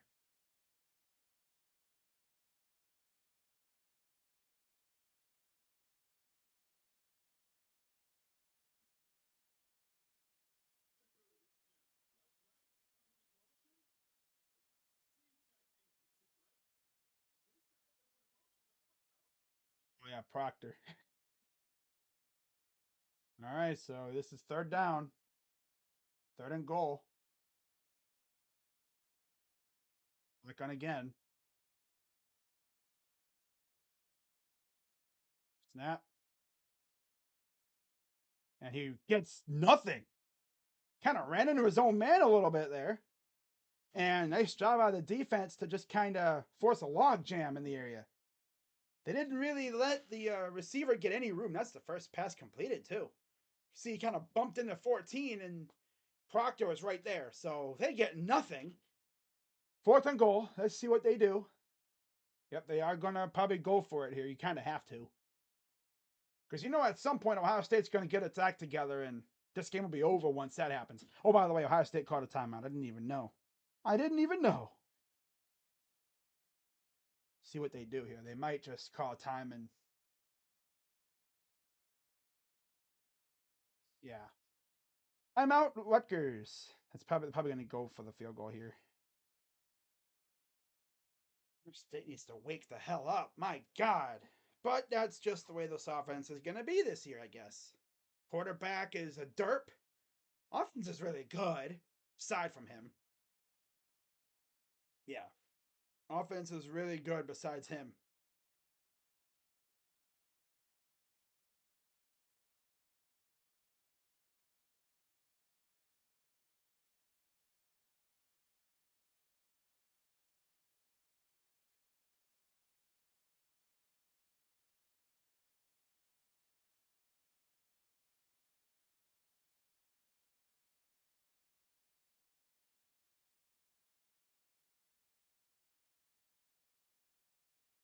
All right. Jai Patel back out there to kick another field goal. That's now 2 times they've had the ball inside the red zone and they've been held to field goals both times. 21-yard attempt this time.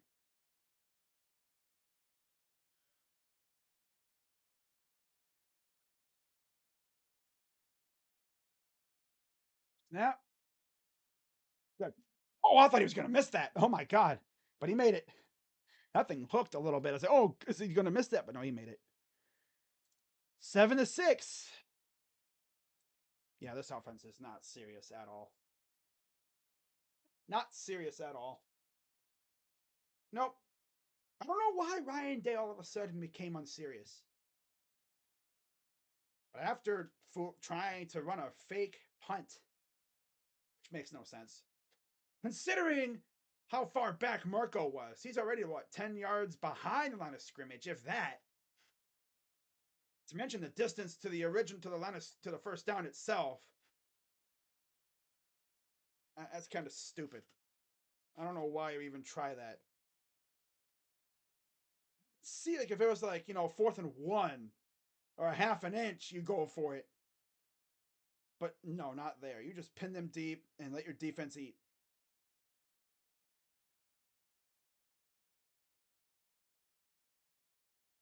Aaron Nolan comes in next year. McCord and Lincoln Keenholz as well, at the very least. Yep. I mean, the way I see it, Aaron Nolan shows up. He's probably already going to be the quarterback next year. Yeah. I'm kind of shocked the Buckeyes didn't try to get a transfer quarterback because the way that I was hearing, again, have a starting quarterback decided until what, week 3 of their actual season. First 2 weeks they were alternating, remember? Yeah, they were alternating for the first couple weeks. And then finally Cal McCord won the job. Next year, Aaron Nolan shows up. He should be the front runner to the start next year already. Actually, with the weapons we're going to have next year, I mean, you're going to have Carnell Tate, Brandon Ennis. Oh, it's pick 6. Ooh.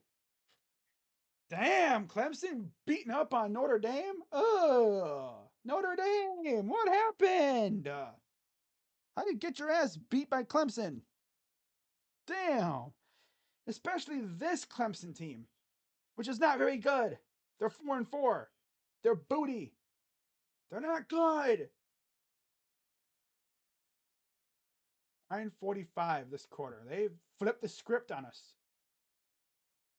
3 minutes we've had the ball. 9 plays. Yeah, Rutgers has essentially flipped the script on us. Playing like Rutgers did, and they're playing like we did in the first quarter.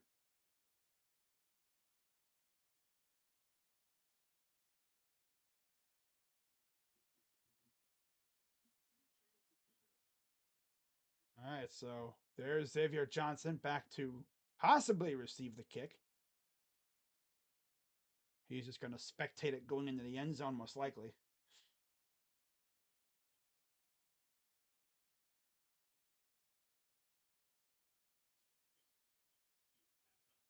All right. Is away into the end zone for a touchback.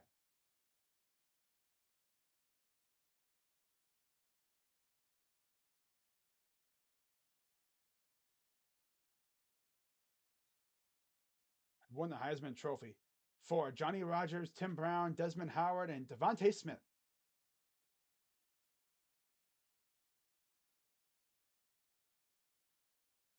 All right. 1972, 87, 91, and of course 2020, the year they won the Natty for Alabama. So shotgun from McCord. Back to pass. What? First down? That's Marvin Harrison.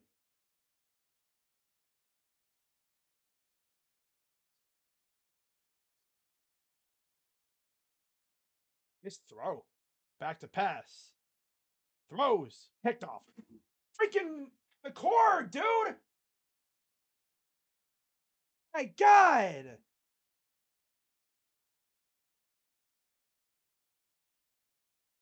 This dude's ass, bro. We're trying to lose this game. Yeah, because he's in love with Marvin Harrison. He wasn't even throwing it at Harrison. He was throwing it to his left. Throw that a little bit higher, my guy. What the heck you doing? Freaking idiot, bro. Ah, Kyle, you're so ass, bro. Ron McCord is ass. God, he sucks. He's literally gotten worse every week, it seems like. God.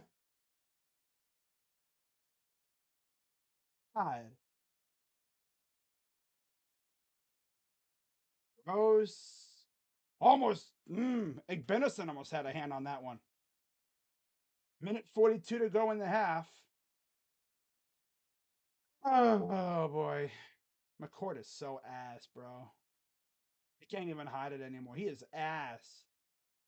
We should just ban our quarterbacks from wearing number 6. That number might be cursed for quarterbacks for my teams. God, McCord, you suck, dude. You stink. 2nd and 10.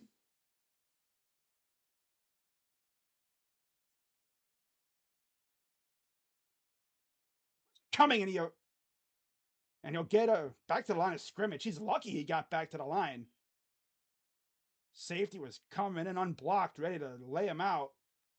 He just barely stepped in and avoided Proctor, who slipped off because these guys don't know how to tackle.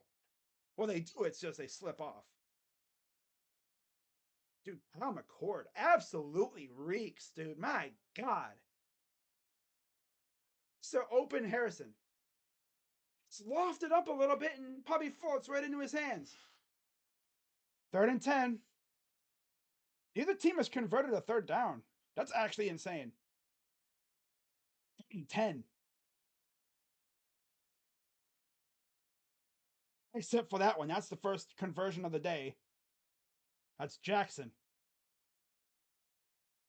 49 seconds.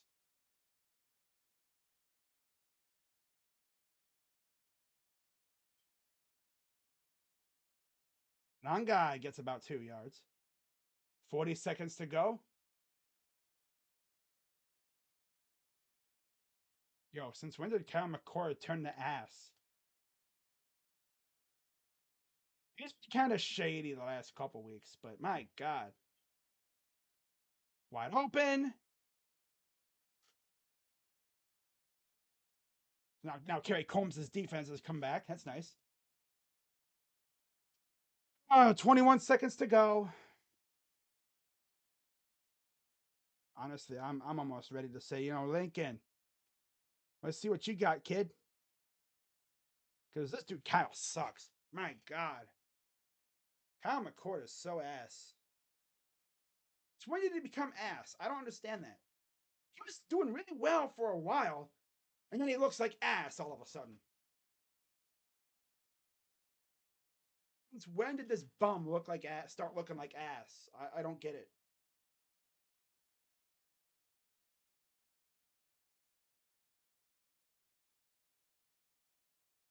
Honda McCord. Oh, the Honda McCord. Oh my God, bro. Oh, I'm a Honda McCord.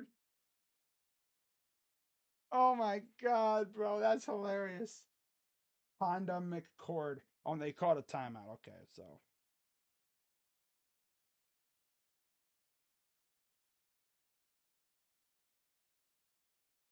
They have one left. 1st and 10. Back to pass. Steps up. Dumps it off. And he's inside the 5. Really going to be trailing at half because our quarterback's absolutely ass. 13 seconds to go. Freaking Kyle McCord, dude. He sucks. He absolutely stinks. But he's like the PJ Walker of college quarterbacks.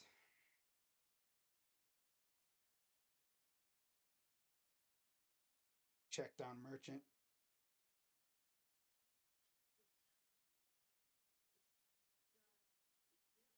My God, dude. Honda McCord. That's the funniest nickname I've ever heard for a quarterback. Honda McCord. But Crazy Dog, he's a 5-star. Hey, he's 5-star ass. How are you doing this crap with the receivers and stuff we have? We see why it took him 3 weeks into the season to freaking decide a quarterback. Thank God. 13 seconds to go. They have no timeouts remaining. Ohio State's going to call timeout now.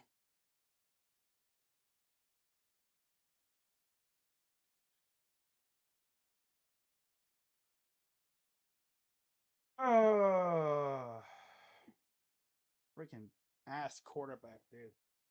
You have Marvin Harrison Jr. You have a core of amazing players, and this bozo can't even complete a pass. Tell you how many times he's missed an open receiver. Not even in this game. Last couple weeks, he's had guys wide open, underthrows them.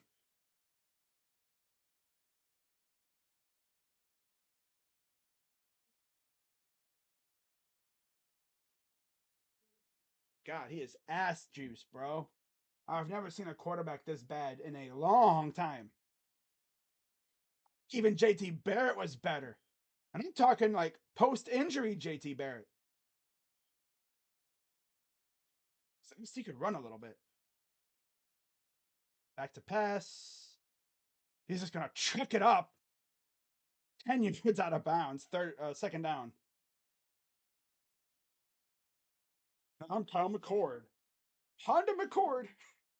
Yeah, I'm calling him that from now on. Honda McCord. Oh, that's a great nickname, bro. My God. I call him mid-cord, though. Yeah, he's very mid. Would he even be worth calling mid at this point? Honestly, no. 2nd and goal, 9 seconds to go. A sack here probably ends it. Ends the half. Back to pass. Third down. Overthrown again. Hancock on the coverage. 5 seconds to go.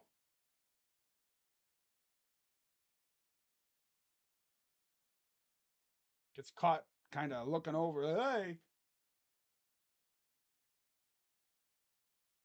And they're going to go to Patel again here. Man. 1 touchdown and a half against Rutgers. You know, with CJ or Justin, we're probably up like 28-6 or something right now, right? Snap. Good. All right, 9-7 Rutgers. Second time they've actually led in this series, like overall. And it's because we have an ass quarterback. Mm-hmm. Yep, even I'm saying it. You know when I say he's ass? He's ass. I'm the kind of guy that'll ride with you through all the tough stuff. But man, when you are ass, you are ass. Booty.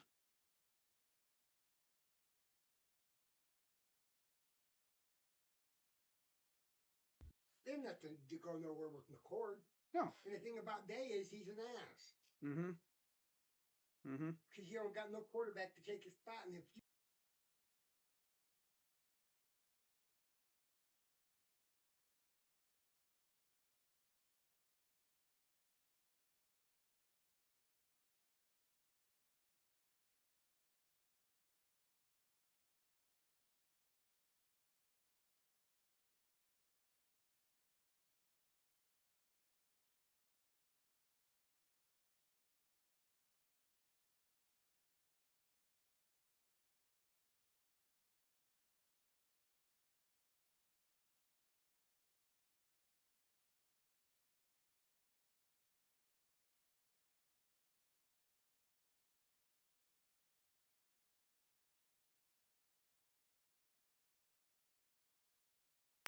Kyle.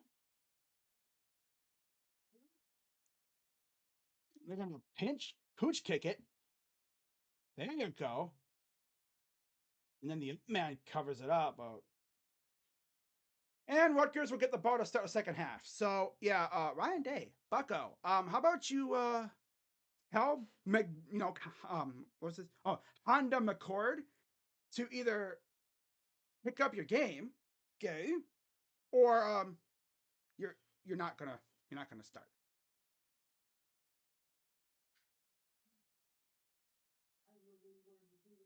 All right. So yeah, trailing to Rutgers at halftime. Yep, that's the Honda McCord experience. The Honda McCord. Oh yeah, I am taking that nickname and I'm running with it. That's hilarious. Do I even really want to look at his stats? I'm probably gonna throw up looking at his stats. Guys, even this guy might be worse than Bowserman. My goodness. And Bowserman wasn't even. I'll look up the stats of the quarterbacks of the past, and we're gonna see like where his stats line up. Cord. Ohio State's quarterback history. Excuse me. It's like, bro, Kyle, you have Marvin Harrison, the best receiver in the nation. Okay? Do you underthrow him? Like, you gotta be some special form of ass to underthrow him. He's practically got magnets for hands. All you gotta do is just put the ball in the air, and he'll run underneath it. This loser can't even do that. And you're a 5-star? Yo, who rated these quarterbacks? This quarterback, dude. Who rated you 5-star? 5-star ass, if anything. But he's butt. Honda. Oh, that name makes me crack up. Oh my goodness. Honda. Uh, I've never seen a quarterback for the Buckeyes underthrow guys like he does. Might be worse than Bowserman. It's probably the worst quarterback we've had since Bowserman. The thing is, Wimsatt can barely throw the ball. Out mid-court, 12 of 16, 80 yards, 1 touchdown, 1 pick. Can somebody say, check down, Merchant? Literally, all his completions are check down, check down, check down, check down, check down. He can't throw deep, apparently. Yeah, he can't throw deep. He's kind of like Colt McCoy. It's a good comparison. He's like Colt McCoy, kind of. He can't throw deep. When was the last time Ohio State had a quarterback who couldn't throw deep? Late, was it like late stage JT Barrett post injury? When he was here, like, what is this, 5th year? Remember that? Dude really couldn't throw deep like that? That's Honda McCord. Yeah. No, his name's not actually Honda. That's his nickname. I'm calling him Honda McCord. Saw someone call him that on Twitter, and it's like, wow, that fits him. He's mid. Hondas will get you where you need to go, but they ain't gonna do nothing special. That's him. He'll get you where you need to go. My God, he ain't getting you nowhere after that. Thank God we have a top flight defense. We could have easily been down like 21-7. Rutgers. 14 carries, 48 yards on the ground from Travion, who has 11 for 51. Honestly, I'm surprised he didn't get the ball more. Only 1 snap a chip, train him. They tried Jesse Mirko for some reason. Fake punt. All right. Receiving, G. Scott. 2 receptions, 23 yards. Emeka, 3 for 23. Again, check down Merchant. Because of the almighty Rutgers secondary. Right? Almighty Rutgers secondary. Yeah. It's the reversed script. Right? Like, what are we doing? Do I need to reach through my TV screen and slap freaking Ryan Day one time? Seriously, what is this play calling? And then, see, look, he had Marv open. All you gotta do is loft the ball a little bit. Maybe put a little bit of arc underneath it. You throw it a fade route or whatever over the defenders' heads into the basket. No, I'm gonna throw right at the defender. Like, Kyle McCord, dude. Oh my God. I've never seen a quarterback go from big balls freaking stud against Notre Dame looking like ass against Rutgers. This is the same guy that led the Buckeyes down the field against Notre Dame. Huh? This is the same guy. Did they lock the real Kyle McCord in a closet somewhere or something?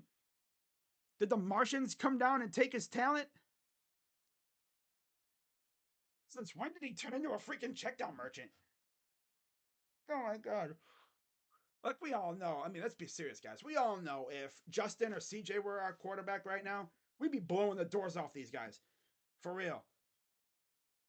Like, no way our leading receiver has 23 yards at half. Like, ain't no freaking way. Marvin Harrison has 2 receptions for 19 yards. Huh? Huh? Defense is doing their best, but when you're giving them good field position because your quarterback's an idiot and you try a fake punt deep in your own territory, I don't know what the heck that was. I don't know what that was. Oh my God, Ole Miss. Wow, the Ole Miss scores I like those helmets. Ooh, that jersey combo, nice though for Ole Miss. Ooh, the blue jersey, white helmet. Ooh. Gavin, look at it. Listen to these stats for Rutgers. Gavin Wimsatt, 4 for 12, 42 yards. 12 carries, 93 yards on the ground for Kyle Monangai, mostly on 1 big run. That was the fumble Ruski. Gavin Wimsatt, 7 for 27. Samuel Brown, 2 carries, 8 yards. Receiving, Christian Dremel, 2 for 16. Langan, 1 for 13. And Jaquay Jackson, 1 for 13. Like, no way we're losing to a team that only completed 4 passes. This is going to be just like the Browns losing to the Falcons to Mariota, who only completed 9 passes. Hopefully, the Buckeyes get their act together in the second half and they actually show up because they become the number one team, and all of a sudden they're like, let's turn the ass. Like, yo, what is this? What am I watching? Since when did Cal McCord turn the butt cheeks? I've never seen a quarterback look like this bad in a long time. I want to say since Bowserman. I can't think of another quarterback that's been as bad as him right now. Any other quarterback, and we're up at least by 3 touchdowns on these guys. I'm telling you, if we had Braxton, we winning. If we had JT, we winning. Dwayne, winning. Justin, of course we're winning. CJ, we're winning, of course. No, we got Honda McCord at quarterback. Like I said, why do you call him Honda McCord? Because he'll get you where you need to go, but that's it. He ain't nothing special. He's kind of ass. Let's be serious.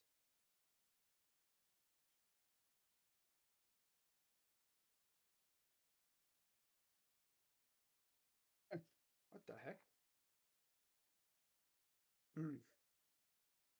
Yeah, Ryan Day, bro. He needs to get serious. And quick.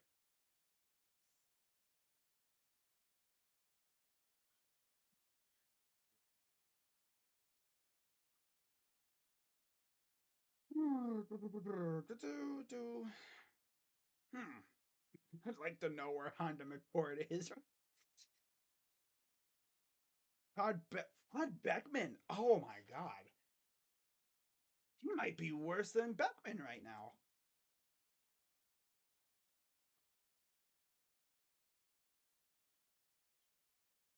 Like, ain't no way. You're literally seeing the college version of PJ Walker, ladies and gentlemen. When did PJ Walker enroll at Ohio State and change his name to Kyle McCord?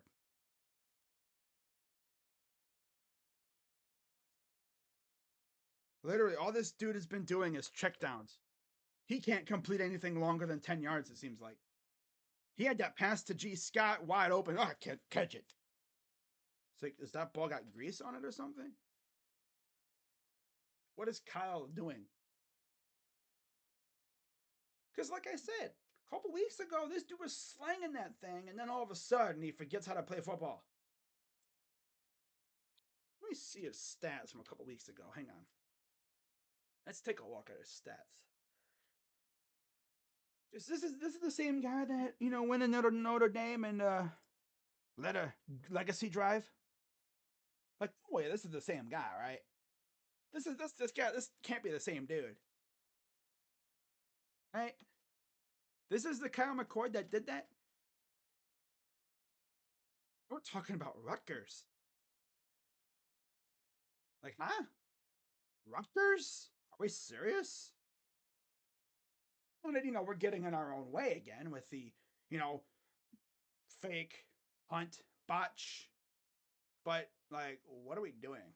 This team is just derp, derp, derp. Uncle Lou's gonna have a field day with this one, and he kind of has the right to, because this team looks like butt cheeks right now.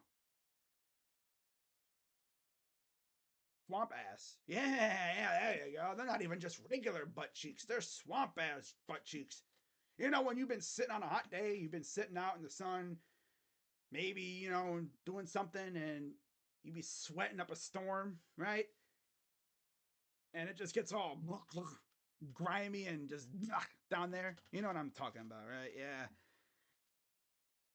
That's the Buckeyes right now. They swamp ass butt cheeks. They disgusting.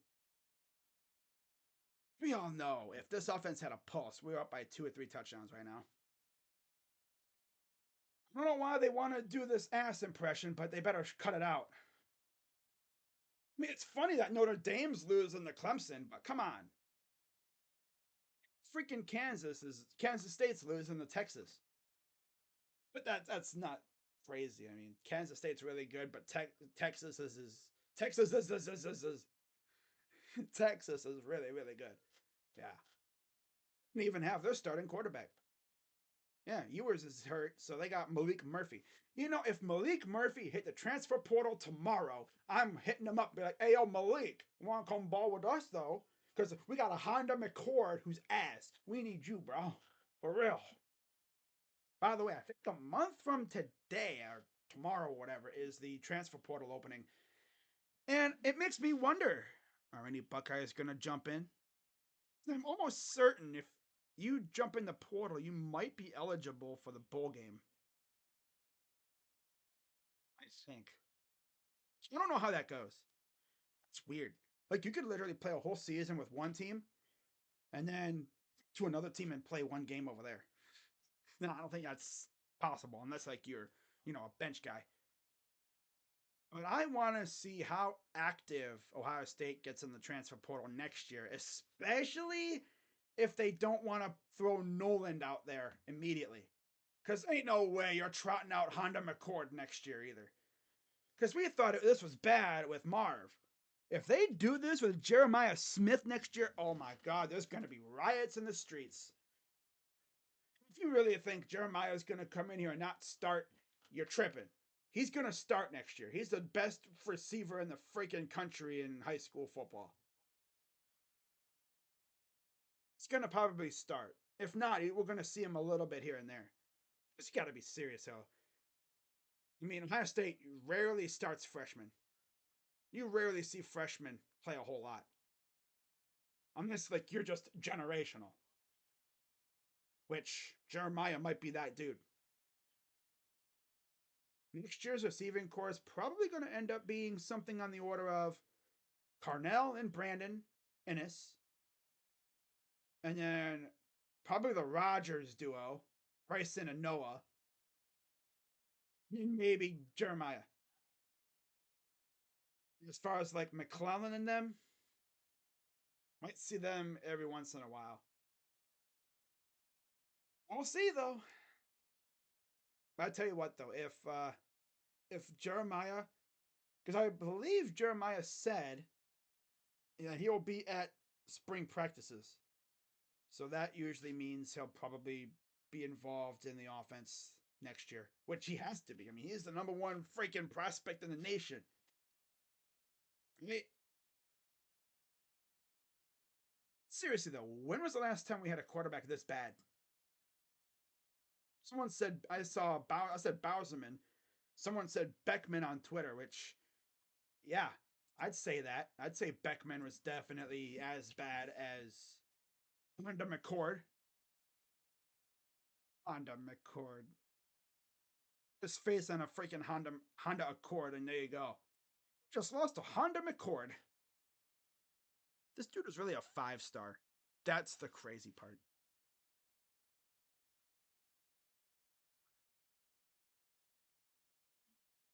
Oh boy, oh boy, oh boy. Hmm. Can't seem to find like the stats though. You know what? Ohio State. Here we go. Let's do this. Ohio State quarterback stats. Hmm. Kyle McCord. Passing stats. Is this what we need? So here we go. All right. So most yards in your career, JT Barrett, 9,000. But he was here from 2014 to 17. That's 4 years.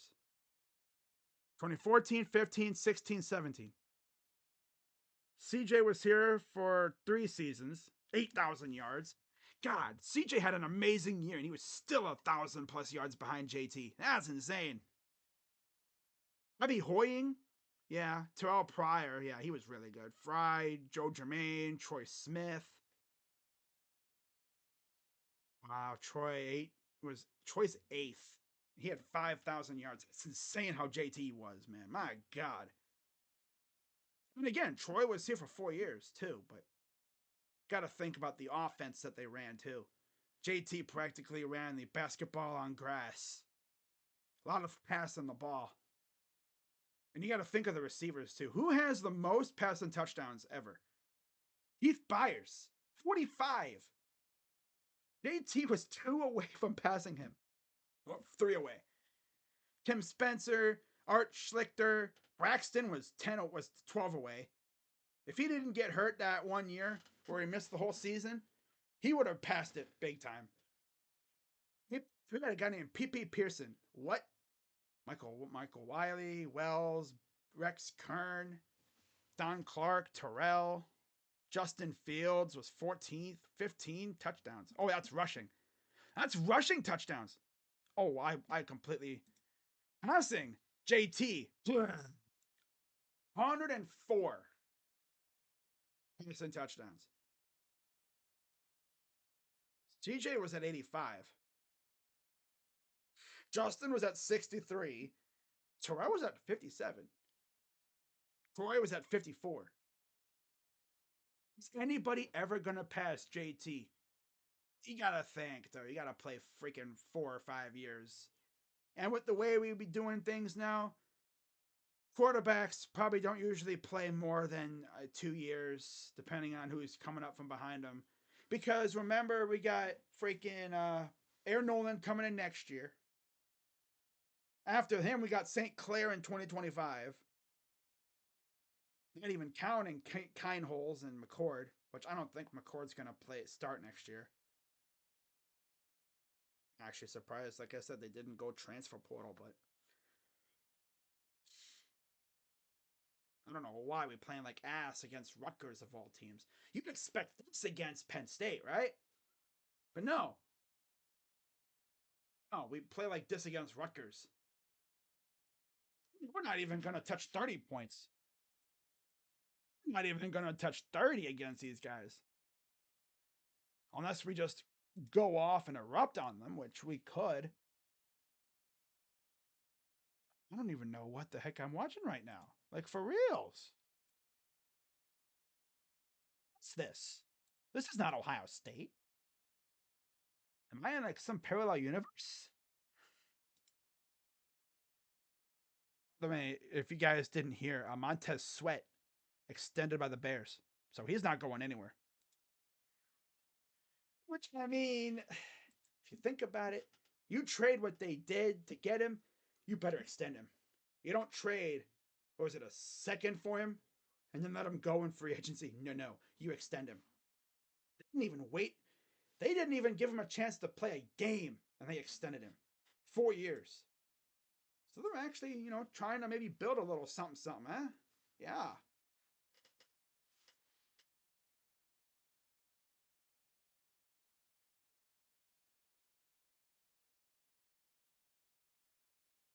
Wow.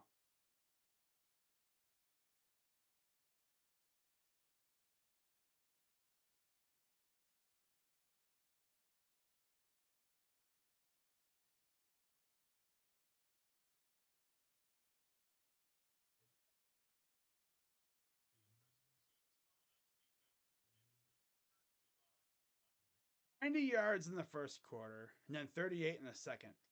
They had a 21 in the first, 149 in the second. So, like I said, they flipped the script.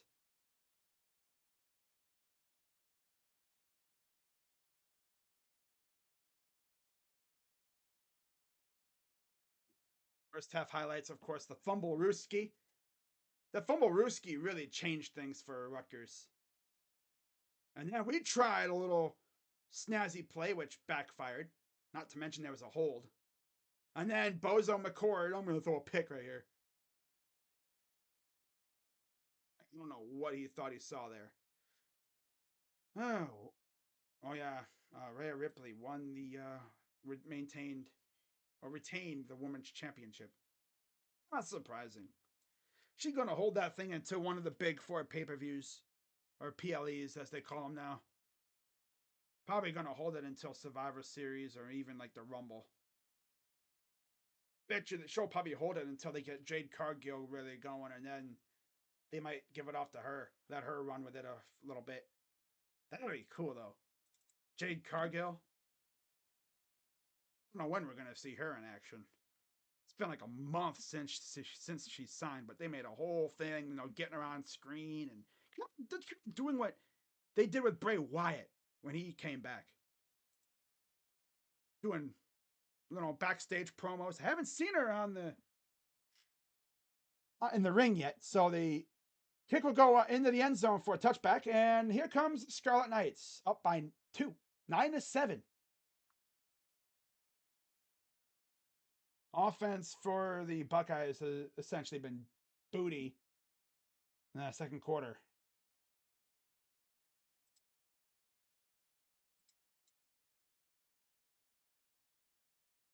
Remember the closest game we've had between these two since a couple years ago. What was it? The freaking the virus year. Ohio State ain't even going to touch 30 points in this game, I bet. It's at 42-10. Nah, we ain't scoring 42. First and 10. Wim's that in the gun. Snap. He's going to keep it. Oh! How does 3 guys touch that ball and none of them pick it off? We got a flag down.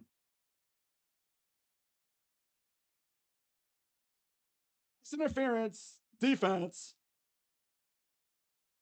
And of course, there's a flag. Yep. Oh, yeah, right there. He maybe just grabbed his arm, trying to get in front of that ball.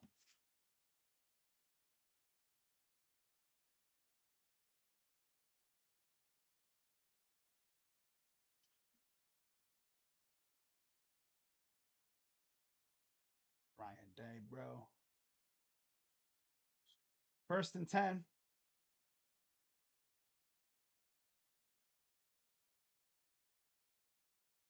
And they hand it off. And he'll get about 3, maybe 4 yards. Second down. We need a damn turnover. Ryan Day still, I think he might be yelling at one of his assistants. First time trailing at half this season. And of course, it's to Rutgers.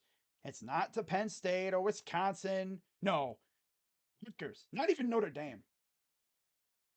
Rutgers. Just like we all expected. Gain of 4, second and 6.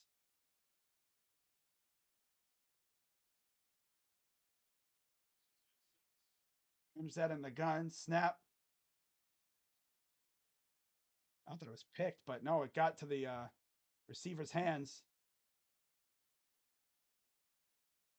I think Benison jumped in front of that one at first, but nope.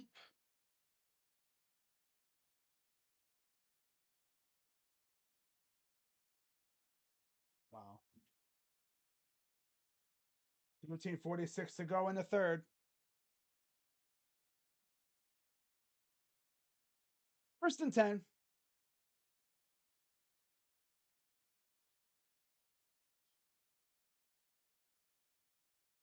Comes that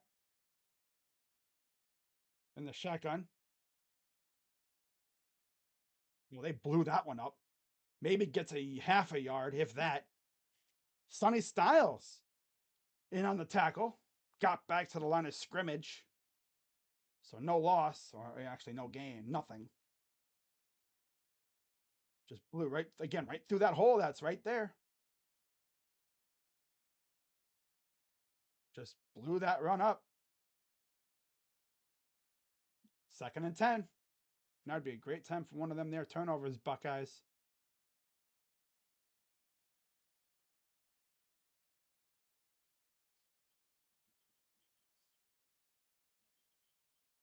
And there's going to be a hold on Rutgers, so that'll back them up.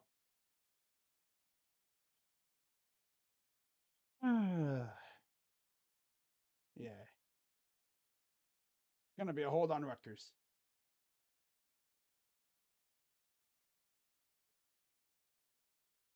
Holding Rutgers.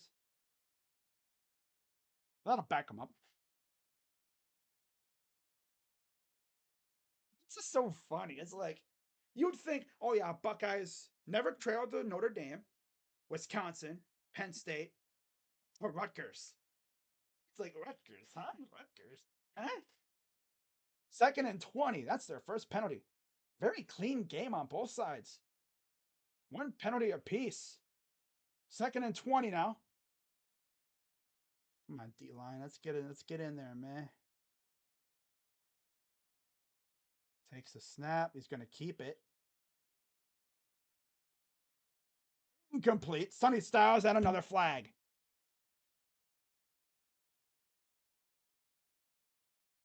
That's Sonny in the coverage. What's with our corners and never turning around for the ball?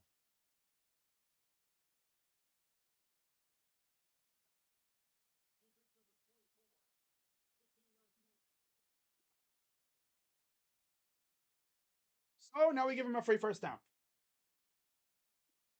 Oh, defense. Why are we playing like ass today?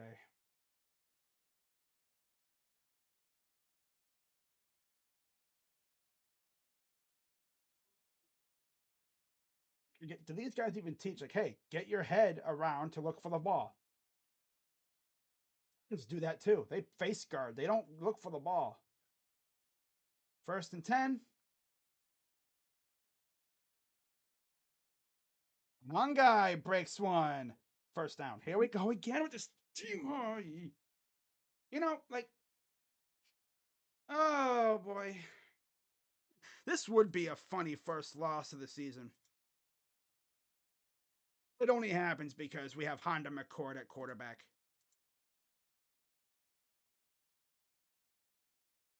Honda McCord.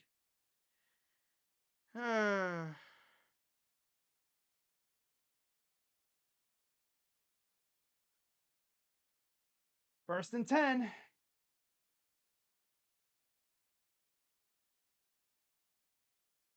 Breaks the tackle. First down. Yo, defense, get serious. You know what they're gonna do, and we can't stop it. Oh, they're gonna run. Quarterback can't really throw the ball, so let's just stand here and let them just break tackles. Okay. A chance to get him off the field, and we freaking so undisciplined on defense. Freaking defensive line ain't even getting pressure. No penetration up front. No penetration up front at all.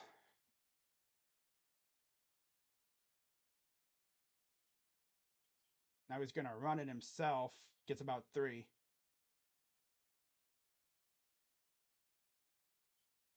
I'm watching JT and these guys, and they're just like, like it's like they're working on those sleds in practice.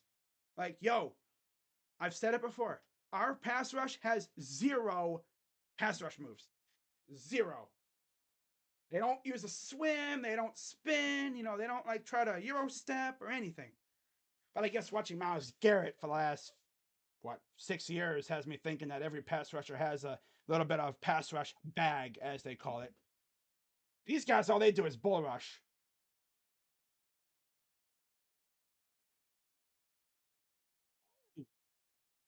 Off. And Hancock's got a core, and he's going to go to the house for a pick 6. What the heck did just happen? There's a flag down. What the heck did just happen?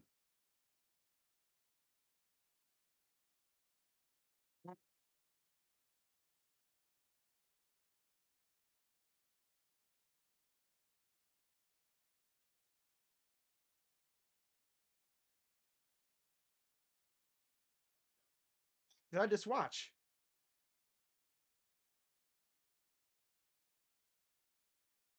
Block. Ooh.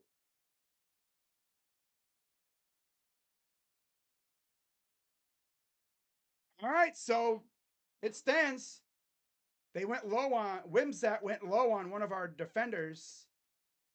It bounced off of Proctor's backside and into Hancock's hands, and the Buckeyes take the lead because our defense is actually.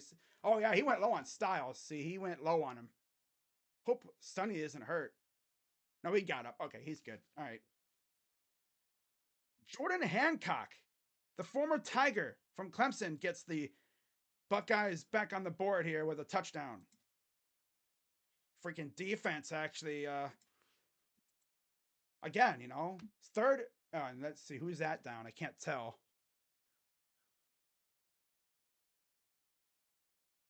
Can't tell who that is. Is it Proctor? Because he's the one that had the collision that, watch this. See, he went, boom. Oh, yeah. Yeah, that's Proctor. Yeah. Proctor's the one that got hurt.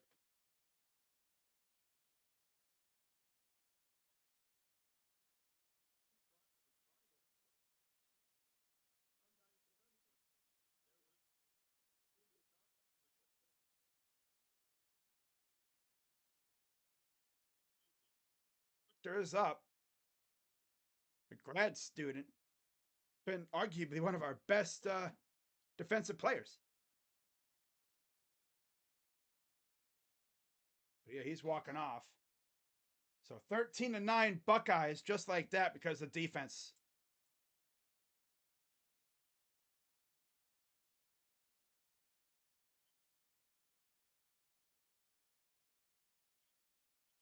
Here's the extra point. Yeah. Ooh. War Games coming back for Survivor Series. Ooh. Yeah. All right, here's the extra point for the Buckeyes. Up and good. There you go. 14-9 because our defense actually decided to do the business because the offense is freaking garbage. They said, well, the offense has a Honda McCord at quarterback, so we got to take care of the business.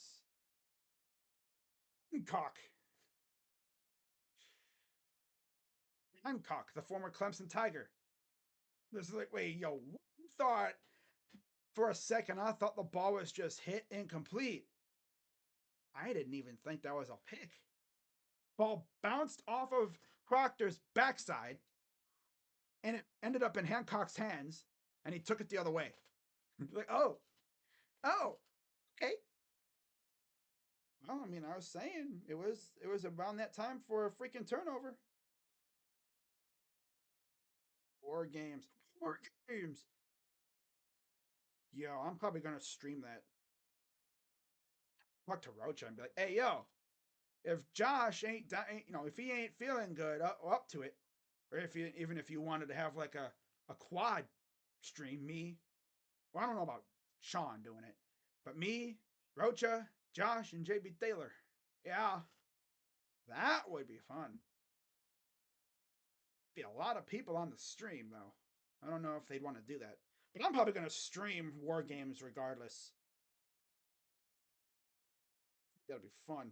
My first WWE like PLE live stream. Would y'all be down for that? I might make a poll and ask the people would they be down for me to stream Survivor Series because sounds like they might be getting some returns soon. If I'm correct, they're probably going to have them come back at or near Survivor Series.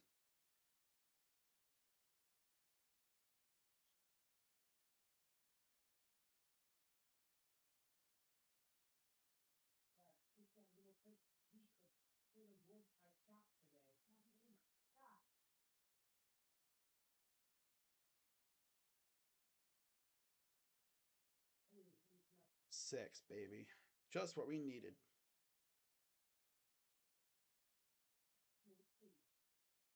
He looks like the same QB from week one. Yeah, he kind of does. See, watch. Goes boom! Off the hands and right into the hand of Hancock. It bounced.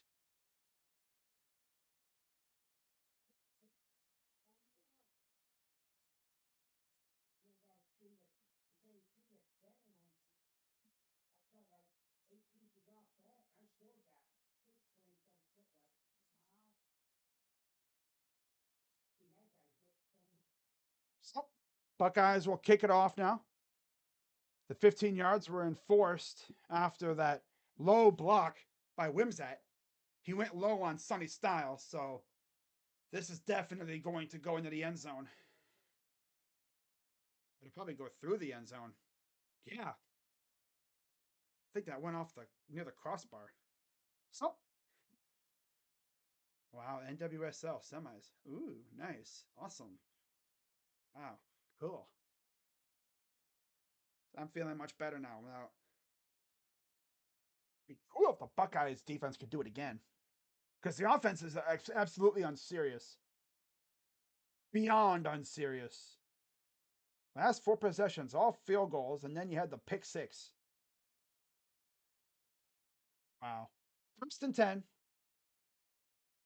Shotgun for Wimsat. Snap. And they're going to run it. Gets about 8.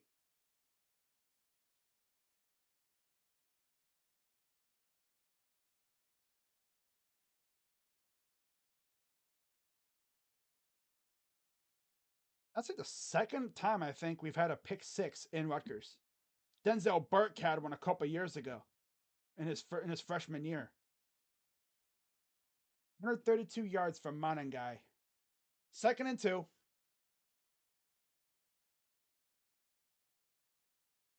It's first down.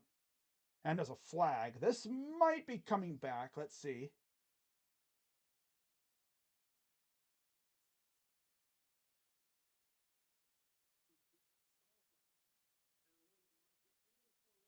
Information. Ah, Ryan Day alerted the line judge of something that he saw right before the snap. Probably legal. Probably someone else in the backfield.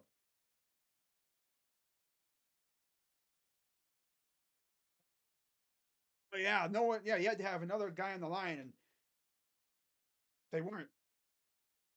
And you had two guys kind of off in the backfield almost. That's what they would call the backfield. Yeah. Second and 7. Shotgun for Wimsat.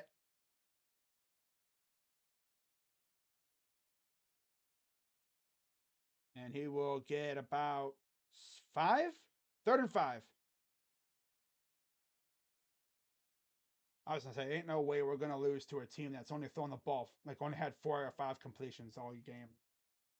But yeah, Paramjot, like you said earlier, Bucko, Kyle stinks. Honestly, I would ride Trey Henderson the rest of the game. I can't trust that dude to throw a ball. Even a little bit of traffic, I can't seem to trust him. Someone on Twitter literally said, like, I've never seen, he hasn't seen a quarterback that didn't improve. Kyle looks the same as he did in week 1 against Indiana. Another run from Modern Guy gets about 2. 8:05 and counting here. It's crazy that we scored, but the offense did nothing. Second and 8. Next week we face Sparty at home and the Gray out. It's going to be freaking interesting. All Grays. Second and 8.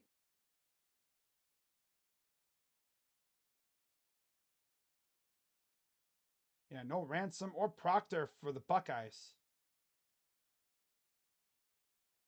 Yeah, Monangai got stuffed. They were probably expecting either Monangai to take it or it was going to end up going to a Wimsat. And this Proctor over on the side talking to Thurman, another tight end that the Buckeyes have. Haven't seen him really all year. Oh, is that Cameron Martinez in there? Oh, God. 3rd and 7.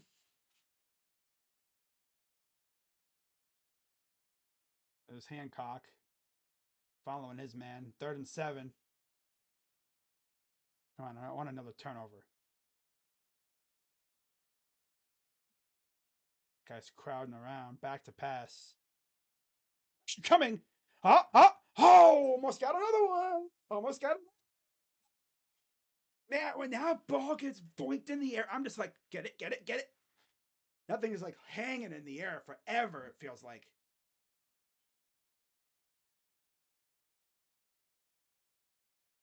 Whenever I see that ball go boink straight up, I'm like, oh God, that thing just hangs in the air. He had 2 guys both going for it. Luckily, they didn't have any friendly fire. Buckeyes get a stop on defense for once. That's nice. We're finally going to see Honda McCord back on the field.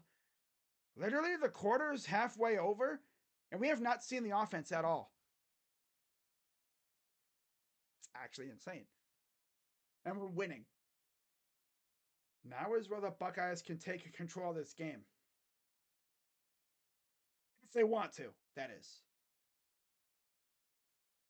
Knowing Honda McCord, he's going to do something stupid and they're going to freaking give it the ball right back or something. Because Honda McCord. Here's the punt. Yeah, I call him Honda McCord because he's mid. You know, like the Honda vehicle. It'll get you where you need to go, but it ain't gonna do nothing special. Kyle McCord might be the first legit game manager quarterback we've had in many years. I mean, you technically could say JT was the game manager, but I tell you what, in his early years, before he got hurt, he was electric. And then he got hurt against the team up north, and then he just kind of turned into a game manager, you know? Man, oh man. Since he left, it's been nothing but gold mines for the Buckeyes at quarterback. Dwayne, rest in peace. Elite. Cardale Jones.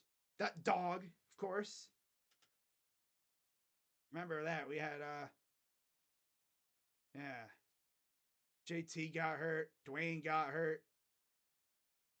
I'm sorry, it was Braxton got hurt. Then JT got hurt. And then Cardale came in for the national title run, which is still insane to this day. We won a national title with a third string quarterback. But the thing is, Cardale Jones was a big ass dude who had a cannon for an arm. They didn't call him 12 gauge for nothing. He had a pretty damn good team around him, too. It makes you think, if any of the other quarterbacks had this defense, would they have won a national title? Yep. I bet you they would have.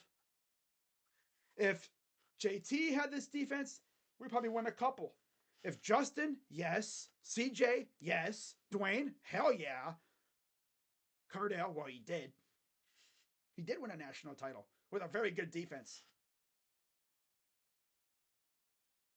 But no, actually, the correct thing is, if our defense, if we had Jim Knowles with this previous units instead of freaking Shiano and Harry Combs, what if Knowles was here the entire time? We probably could have won a couple natties with the way this defense is, with the talent level we had. 19 total yards for Marvin Harrison today. 19 receiving yards. He had like 111, I think, before.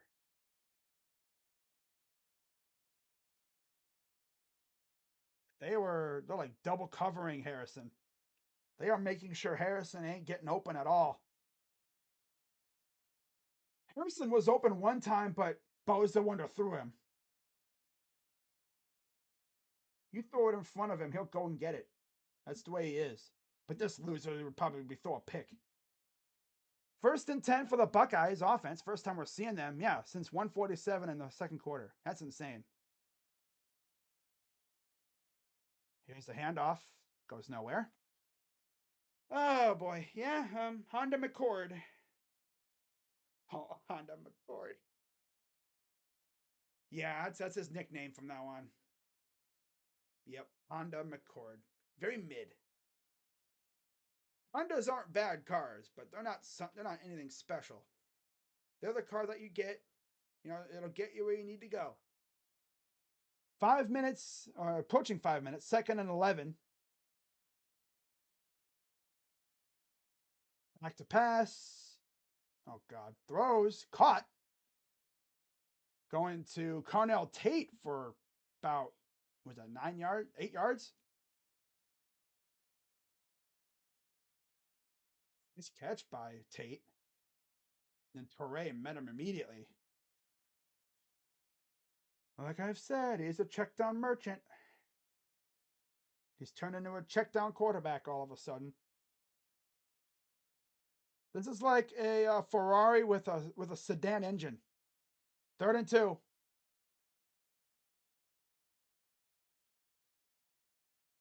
It's a catch by Tate for the first down.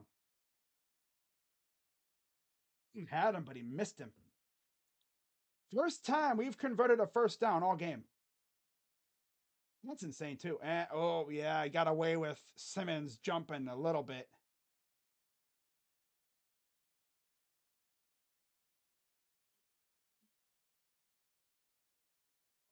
Give him a little bit of leeway there.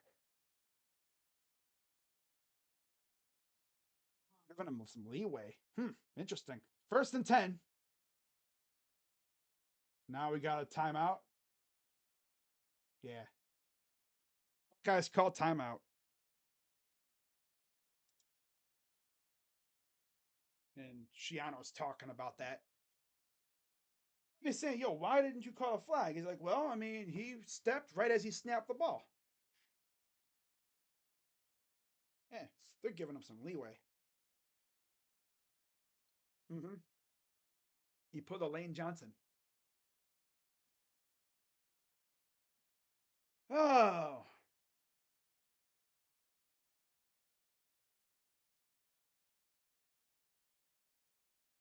See if the offense can do something here. Right? Like I said, we're probably not going to score 30 points in this game.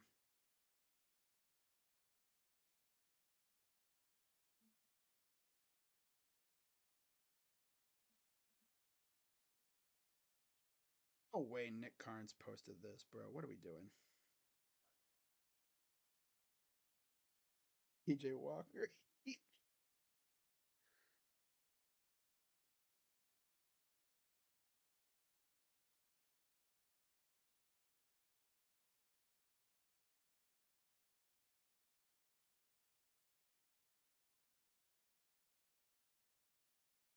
We're pigs. Ooh. Hmm.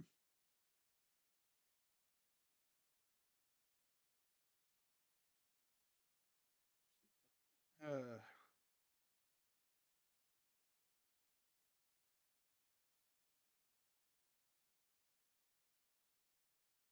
uh,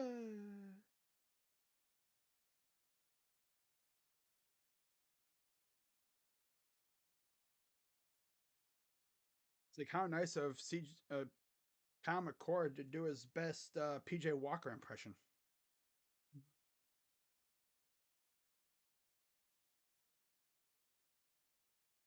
Ooh. Oh, that's something different. Okay.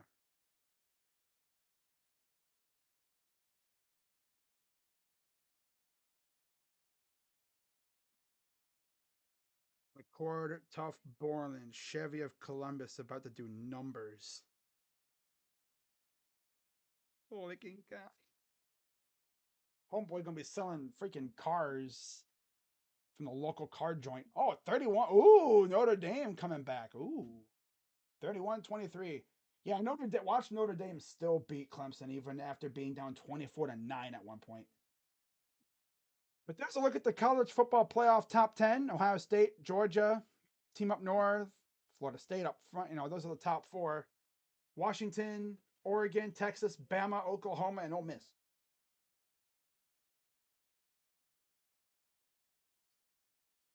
So Buckeyes in Rutgers territory.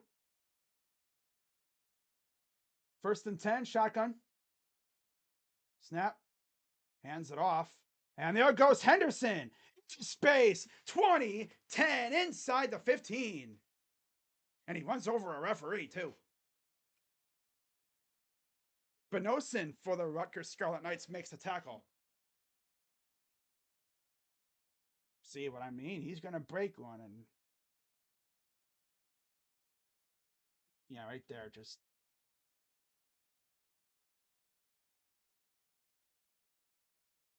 I said he gets into space right there. Yeah.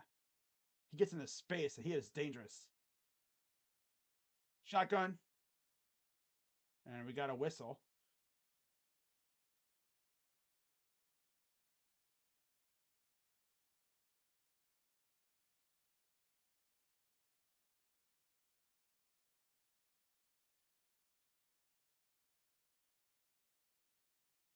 He stepped out, I think, a little bit earlier. Right there.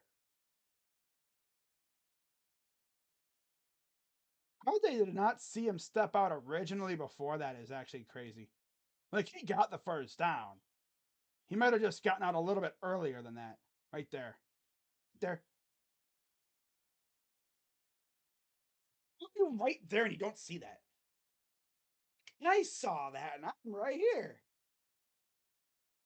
The refs were literally. I mean, I know one ref got wiped out by number 10 right there. But the head ref right there, the H dude, he's looking right at me. How did you not see that, my dude? Did you not see him literally step out? I get it. It's real time. It's tough because you're trying to stay out of the way too and not get run over by freaking 200+ pound runaway freight train that is Travion Henderson. But still, should know.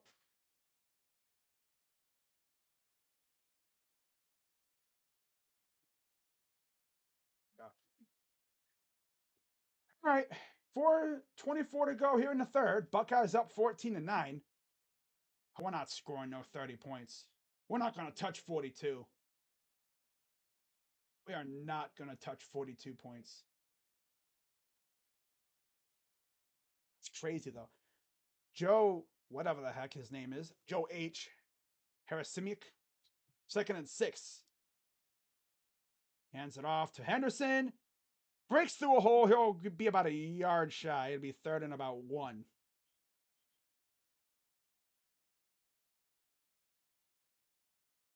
Yeah. 14-9, Ohio State leads thanks to a pick six by Jordan Hancock.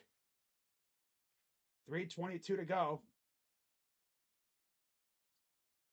They're gonna QB sneak it, gets the first down. A little quick snap there. Catching the defense, maybe a little slacking.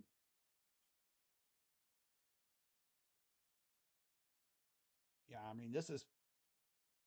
Yeah, I mean, Rutgers is doing everything they can to keep Marvin Harrison quiet. Oh, yeah, see, Trayvion's like, hey, like, what are we doing? All right, 1st and goal. Watch out for like a fade or something here. Snap. Nope, they're going to hand it off. Henderson into the end zone for the touchdown. There you go. Like I said, ride Trey Henderson, man. That's what he's there for. 20-9. Buckeyes offense woke up a little bit on that drive. Vikings downgraded Christian Darrisaw to questionable. Damn. Blocking, too. Good blocking up front. G. Scott helped out with creating a little bit of a hole there to get through and made a couple moves, gets in the end zone.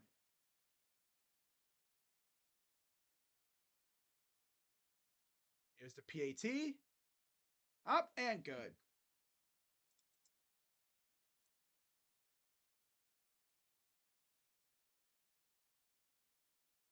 So we've had an offensive and defensive score. Might be able to touch 30, but 40, unless we get a couple like defensive touchdowns. Not with the way Rutgers is playing. They're trying to play keep away. Solo viciously defeats the greatest of all time. They really calling John Cena the greatest of all time. Yeah, of course.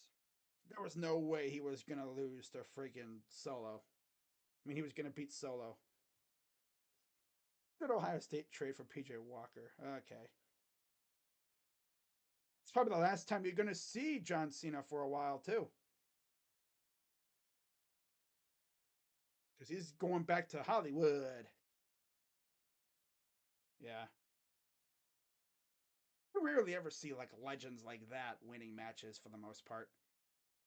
Mainly their job is to put over the young guys like Solo. Get them exposed out there and make them look good. That's what putting them over means, yeah.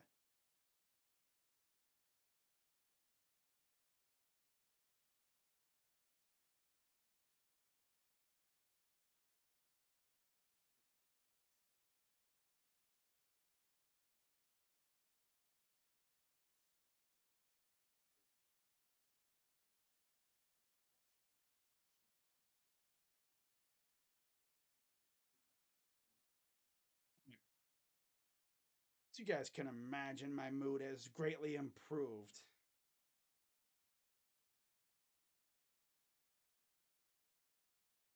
Obviously, because we're scoring. First half. If I was the coaches, okay, I would show that first half tape every day in practice, in film review.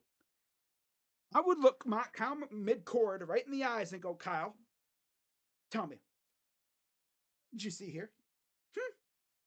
What did you see here? 8 plays, 71 yards, capped off by the Henderson touchdown run. Much better drive that time. That's the first drive of the second half for the Buckeyes, too. Henderson's looking like normal Henderson, you know, the healthy Henderson. Running hard, breaking tackles, hard to bring down, good as speed and everything. 15 rushes, 84 yards. He has 4 for 15, so overall it's about 100 yards total. Or is he about 99 yards?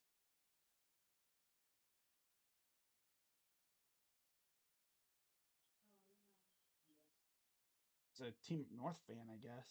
You're starting to see that. People will go as, like, Team Up North fans will show up. Like, oh my God, is he spying? And there's the kick.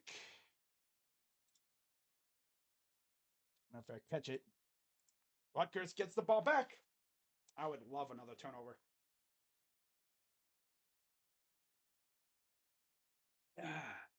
Much better mood now. Much better mood. As you guys can tell, I get fired up when my team stinks. Because especially these guys, like, expect to win every damn game. Especially when it's Rutgers. Fine. 8.9 yards per play. That was the one drive we had, though, in the second half so far. That's actually crazy. We had one drive on offense, and we scored. 199 total yards. One turnover apiece. We turned that into a touchdown, of course. Hand it off, and Monangai going to get about 2, maybe 3. And there's a flag. Could this be coming back?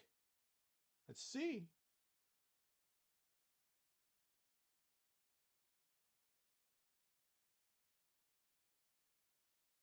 Be on us, though. I don't know. Let's see.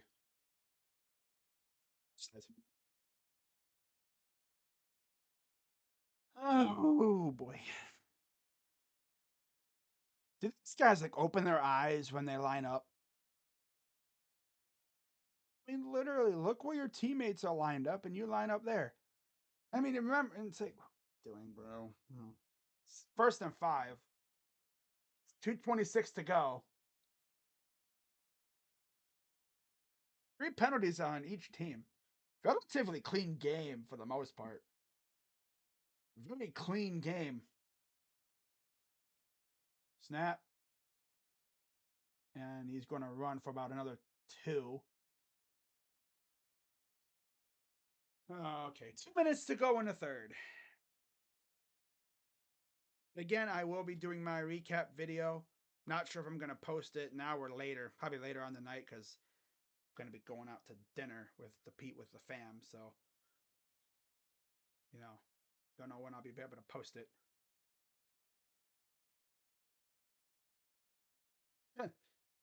Second and 3.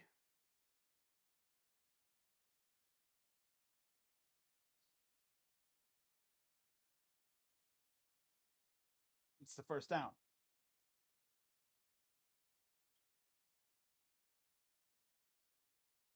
Monangai has been heavily featured in this game. He's going to come off for a breather.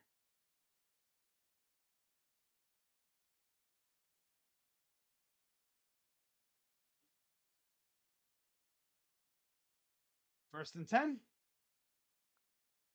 Could really go for another turnover here. I think our defensive line is more or less playing contain than actually attacking. That's what they're doing. Back to pass. He's going to try to throw it. And it's open. First down. Why are we playing Saginaw coverage? Come on, Hancock. Like, come on, bro. What are we doing?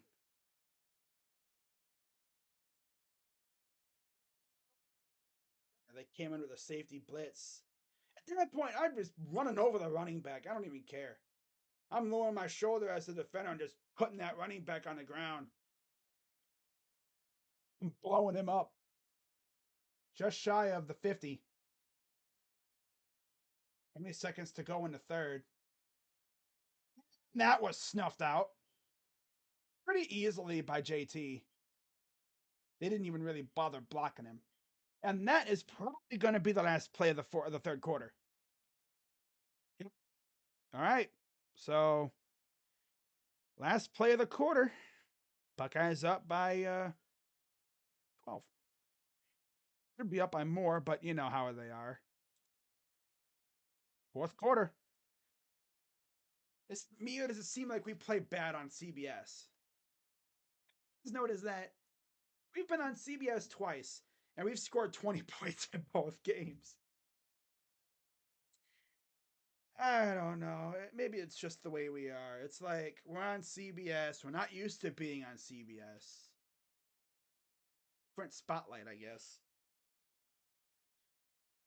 If we were on Big Ten Network, I bet you we'd be up by like 50 or something, because we always do that on Big Ten Network. I believe next year we're just going to be simply on CBS and NBC and all that. I don't know if we're going to have any Fox games next year. If we do have a Fox game, it'll be the last week of the year against Team Up North, of course. I don't think we're going to be on ESPN anymore. I think we're going more towards CBS and NBC and Fox, I think it is. Yeah. I don't think we're going to be on ESPN anymore. I think it's the media deal. The SEC, I think, will be on ESPN. Like how we were for so many years. No more Fowler and Herb Street, but instead we'll get Brad Nessler and Gary Danielson. Yay! And then, of course, Ross Tucker and Tom McCarthy. If you're listening to the game and you're like, wait a minute, that McCarthy, he sounds familiar. He does Phillies games. Yeah. He does Philadelphia Phillies games for NBC Sports Philly. So of course they would have him calling this game, being as it's literally like right in their backyard in Jersey. I mean, you might as well say it's in their backyard in the Jersey area.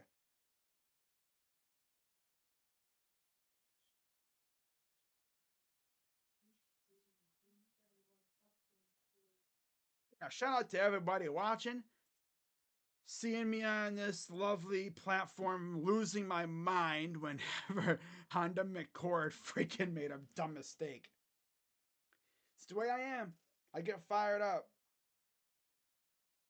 I get really fired up for my teams. It's just the way I am.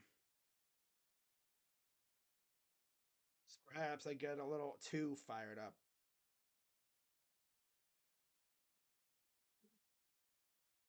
Oh, now they're doing a Trump commercial. It's that time of year, guys.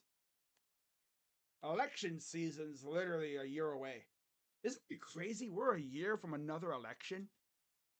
Which means over the next year or so, we're going to be hearing a lot of political stuff. A lot of political commercials, and then you got the presidential race going on. A year from now, that's all we'll be seeing. Every commercial will be political.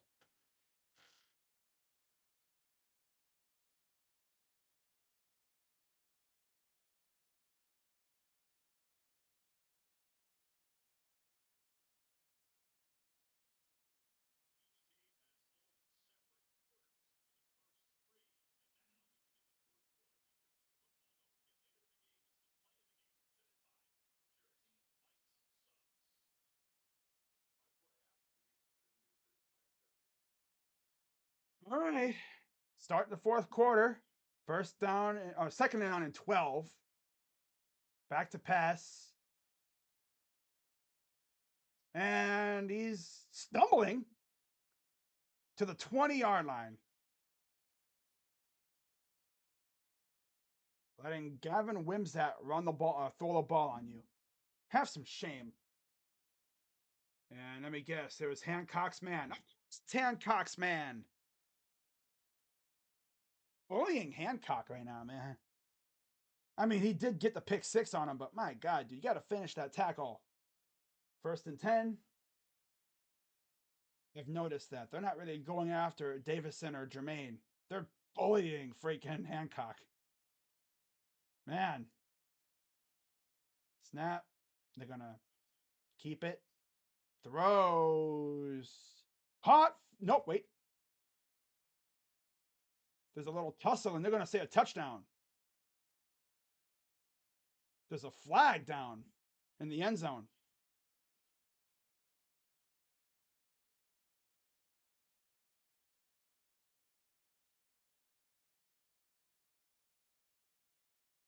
Defense. Of course, as I say, oh yeah, they're not targeting Igbenison. They freaking throw a ball to him. Again, no pressure because we're all about containing instead of actually attacking the quarterback.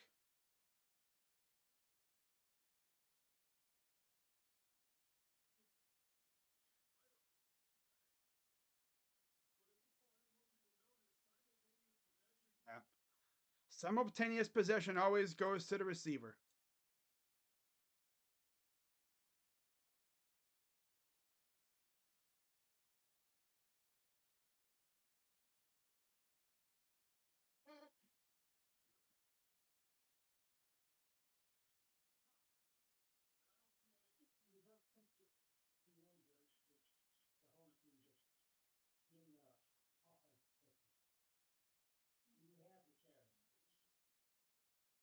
Yeah.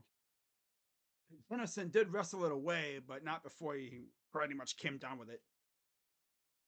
Cardinals are not activating Kyler Murray by today's 4 p.m. deadline, which means he can't play tomorrow. And he has to be activated next week.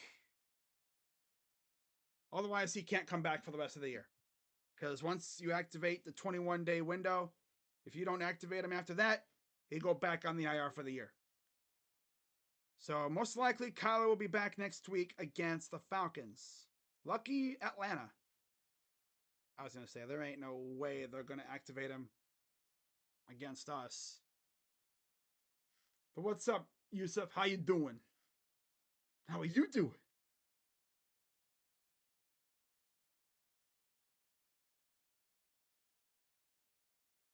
Wow.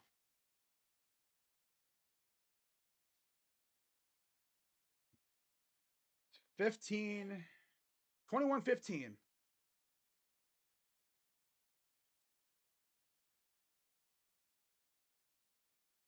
Extra point coming up.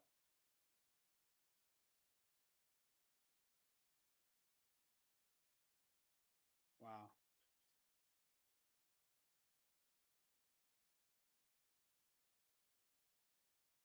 Snap.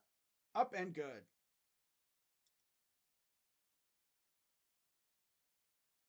Wow.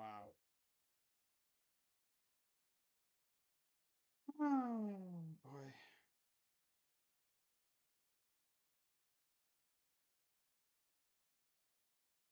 Doing good. Buckeyes aren't looking so. They're looking kind of not bad, but just meh.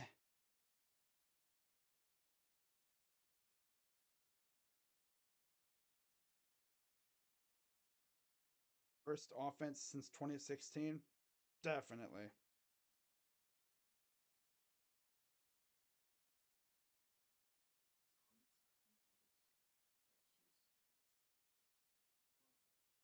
That or the offense where we had Fickle as coach. 2011 and 2016 were kind of mid to bad. This is up there, especially given the weapons that we have.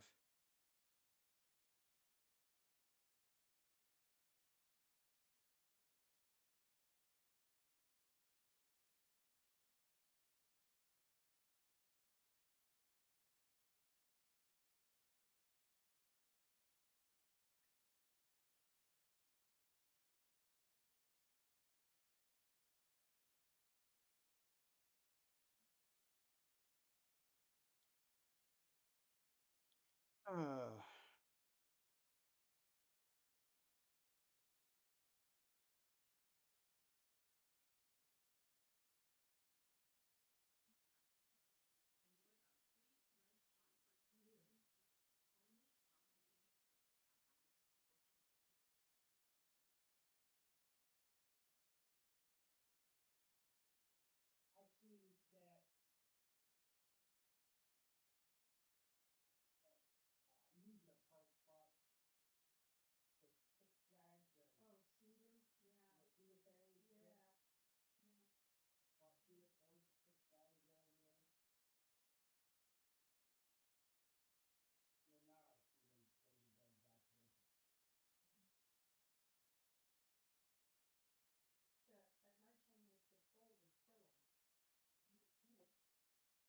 Uh, 84 rush yards for Henderson.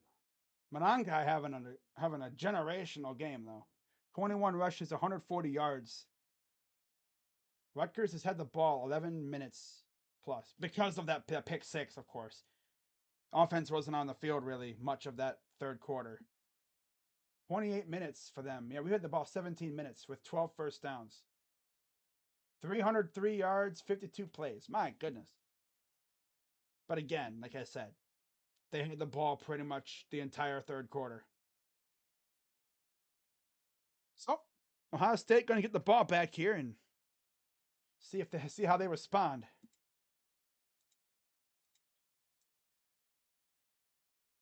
The kick is away.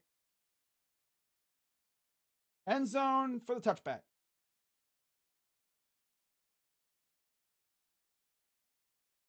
Force an Army.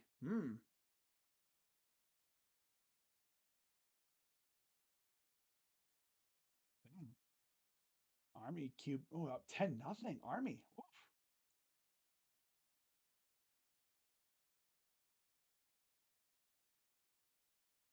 Yeah, like I said, next week, Sparty comes to town. Buckeyes will be rocking the all gray uniforms. That'll be nice looking. Then they got Minnesota, and then they got the game. 1st and 10. Shotgun from McCord. Play action. Nice pass for about a yard. Again, dump off Merchant. Just dump off, dump off, dump off, dump off, dump off, dump off. Bozo doesn't want to throw deep anymore, I guess.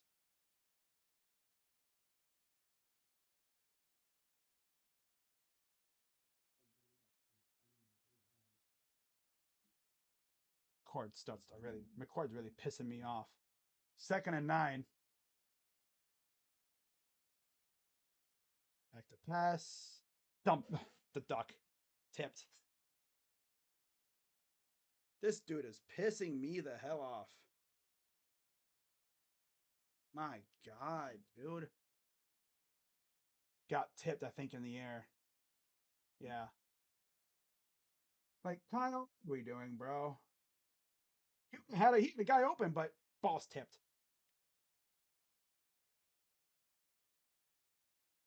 It's like PJ Walker in college, bro. 3rd and 9. Underneath to Henderson. Gets the first down and more. Uh-oh. Henderson. Inside the 10. Man, that safety came all the way up there and kept him from scoring. Wow. Like a screen pass, like a dump off. Just like what Travion did not Travion, Marvin did last week. Just check down. Nice blocking downfield, too, by Xavier Johnson and company. Oof. It took a safety. The last line of defense, a safety coming in there and bringing him down. Inside the 10.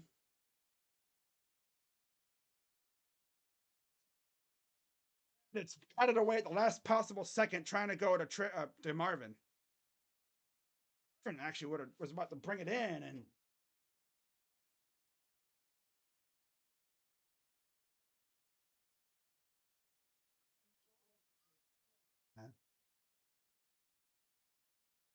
yeah, as he was bringing it in, Longer Beam or whatever the heck his name is batted it away. Second and goal under center.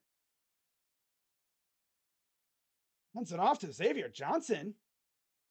Gets a couple yards. 3rd down. We come all this way just for a field goal. Do a fade route to freaking not Travion. Damn it. Marvin.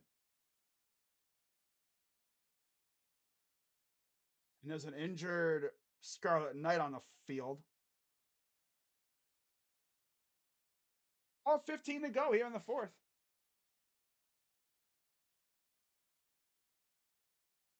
Of course, since Shiano showed up to Rutgers, it seems like Rutgers has actually got a pulse as that's Max Melton from Mays Landing, New Jersey. Hometown, like a home state kid. since Shiano came back to Rutgers, it's like they actually have an identity as a university. And there's still a doormat because the Big Ten is literally just. And you think about this too. Next year, there's 4 powerhouse teams from the West Coast coming in here. Rutgers, it's going to be tough. Not to mention, no more divisions. So we'll see how that does. And I'm also wondering how long until one of the West Coast teams makes the Big Ten title game. I wouldn't be shocked if next year it happens. Like we could literally get Ohio State USC or Ohio State UCLA or Ohio State Oregon in the Big Ten title game. That would be weird. Look at this run by Henderson. I thought for sure he was going to get in there, and then 16 came in there and brought him down. So, of course, Travion has to take a couple plays to kind of gather his breath because that's a long run for him. 4 to 7 yards. We're 0 for 4 on third down. Third and goal. Back to pass. Throws. What? Touchdown. There's Marvin Harrison. You are not going to stop him the entire game. You're not going to keep him off the scoreboard the entire game. He's not going to cook you a lot of times, but he'll get a touchdown every now and then. You are not going to keep him off the scoreboard in the entire game. Like, no way. Like,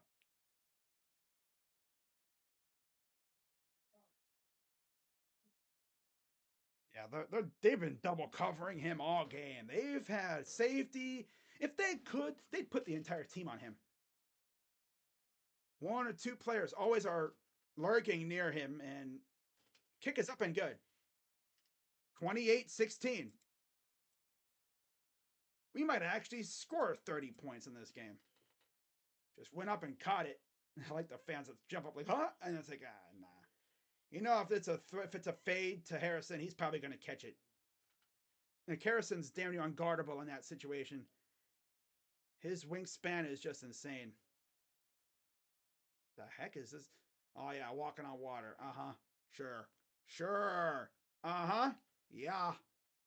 So we've seen G. Scott, Travion Henderson, and Marvin Harrison all score touchdowns today.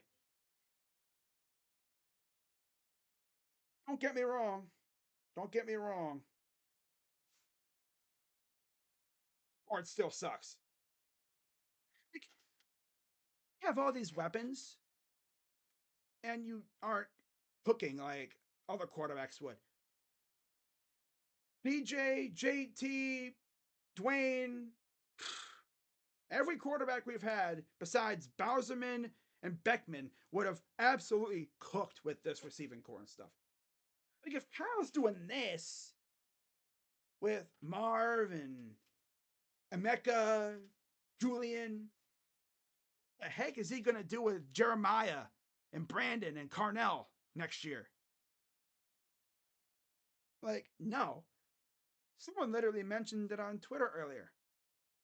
He hasn't gotten better from week 1. He's the same. He's literally still the same old, same old. He hasn't improved really. He's still classic, same old Kyle.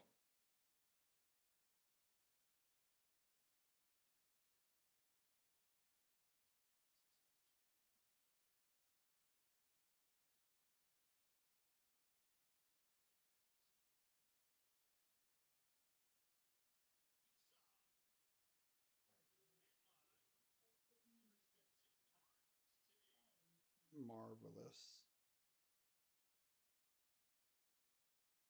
Yeah. Ah, food truck outside must be outside the stadium on campus somewhere. 28-16 Buckeyes. Marvin Harrison having a quiet game. 6 plays, 75 yards. Sprung by that massive Travion Henderson run that he almost scored on.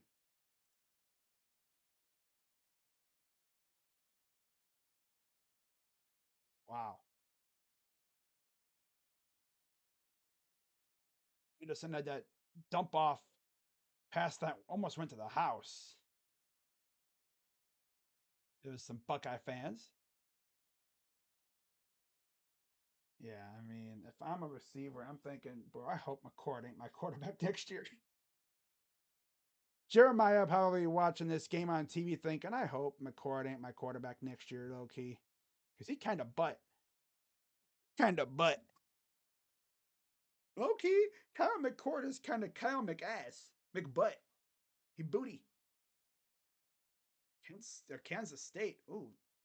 Wow, look at that. Quarterback throwing a deep ball to an open receiver. 27. Ooh, now it's tied. 27 apiece. Oh, boy. Woo, boy. Oh, my. 28-16 Buckeyes. 12:02 to go. Wimsett.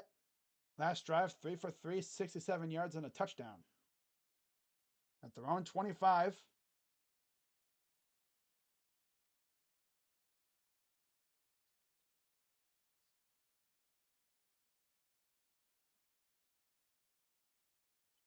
And we got a whistle.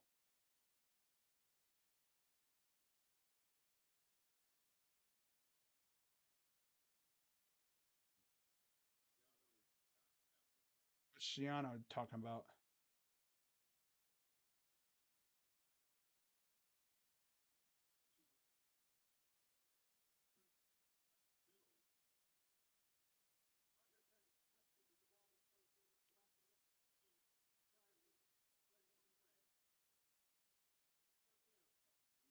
That's the first time I've seen that.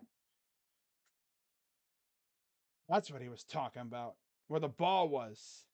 He was talking to one of the extra field judge that's out there with them. The black coat ref. I think it's like an extra ref that's on each sideline. That's who he was talking to. I was wondering, who's that guy he's talking to? 1st and 10. Takes a snap. And, Manangai will run for about 2. 2nd down.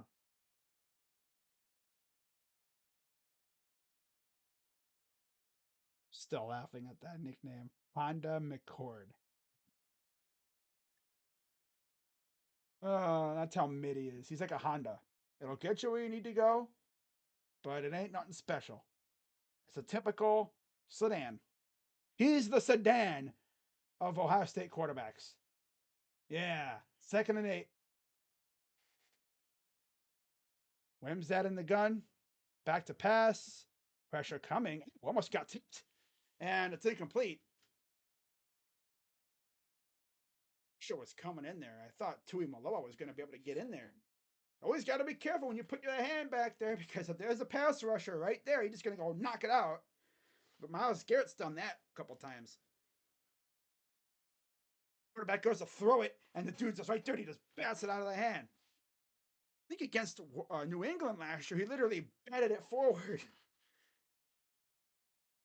Wow. 2 of 9 on 3rd down. 3rd and 8. Wimsett in the gun, running back to his left. They're going to try to run it again. And there's Monangai, big run, 1st down. Just all of a sudden, just breaks off a big run. 11:05 to go. You can just tell this team is missing some key players. No Proctor. He got hurt on that pick 6. Ransom didn't play today. No Denzel Burke either. And of course, no Jihad Carter. So they're relying on some of the backups as well, which backups ain't bad. Not going for Wimsett.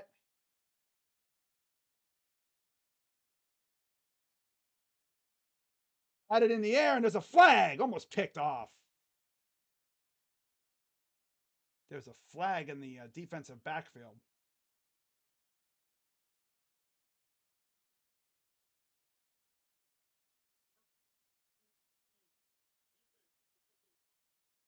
Face. Oh, defense. What are we doing? Yeah, right there. He's got his. Come on, Hall. What are you doing, bro? What are you doing, dude?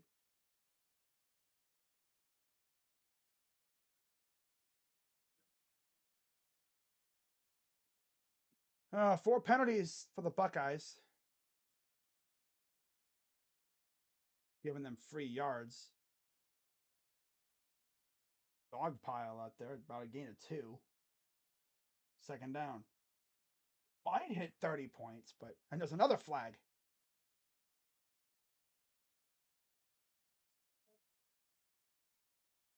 On the Buckeyes again.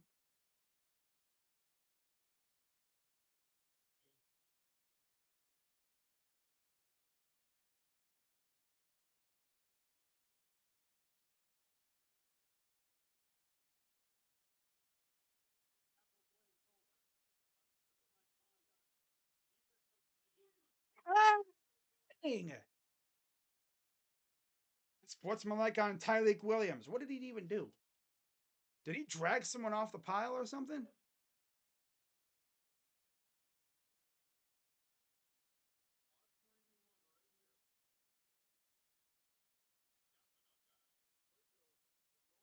Oh. Oh, he's trying to like say, get off me. That's he's literally just like saying, get off me. You can't say get off me. Oh my god, we're giving Rutgers free yards, guys. Come on. Is that gonna run it himself? First down. It's out, but he recovered it. I don't think it. I don't think that would have been a fumble anyway.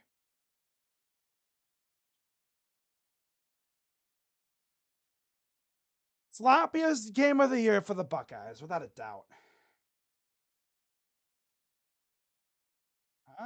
No, his butt was down before the ball came out. I don't know though. It looked like his butt was down, but it doesn't matter. They still got it. They're doing the same thing over and over, and we can't seem to stop it. First and goal. Inside the 10. Who's that gonna run it for about 2? Just waiting for that time where he'll try to run it and the ball pops out. We fall on it. 8:58 to go.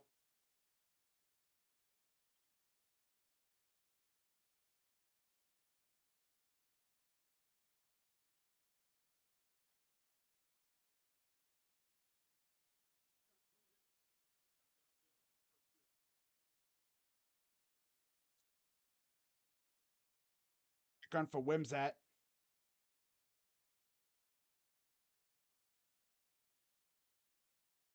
To pass. Incomplete. It's always a risk throwing in the traffic like that, especially in a crowded end zone. You never know. A dude could come flying in from the secondary and take that the other way. Dude, 25. That's Hartford almost was like that close to maybe getting to it.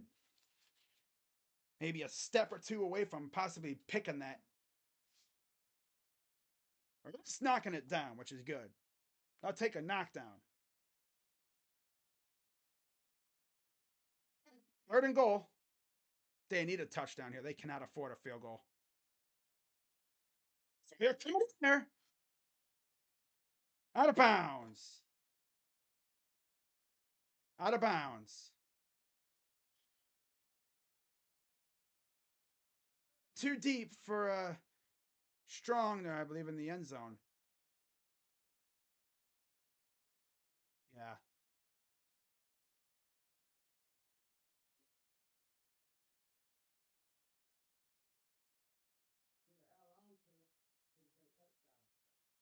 He didn't have full control of it until he was out of bounds.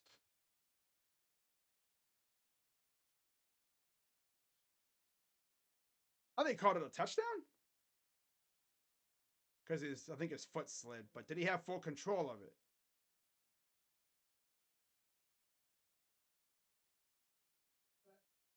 He had full control of it.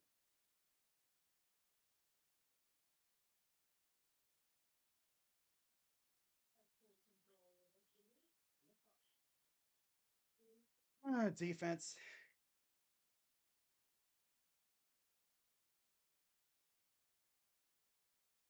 So they called it a touchdown.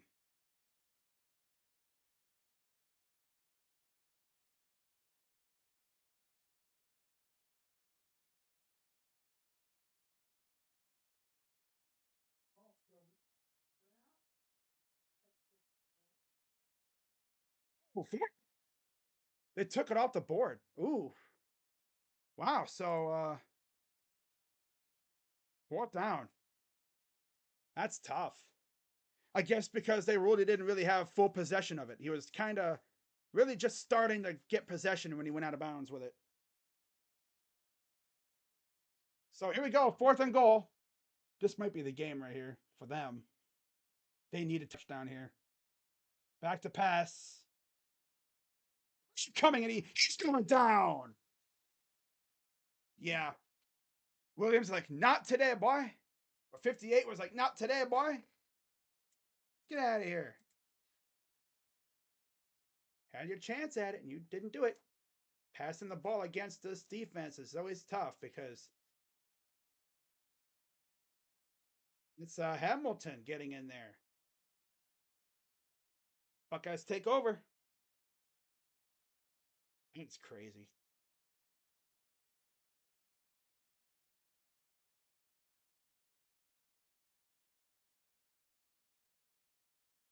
All right.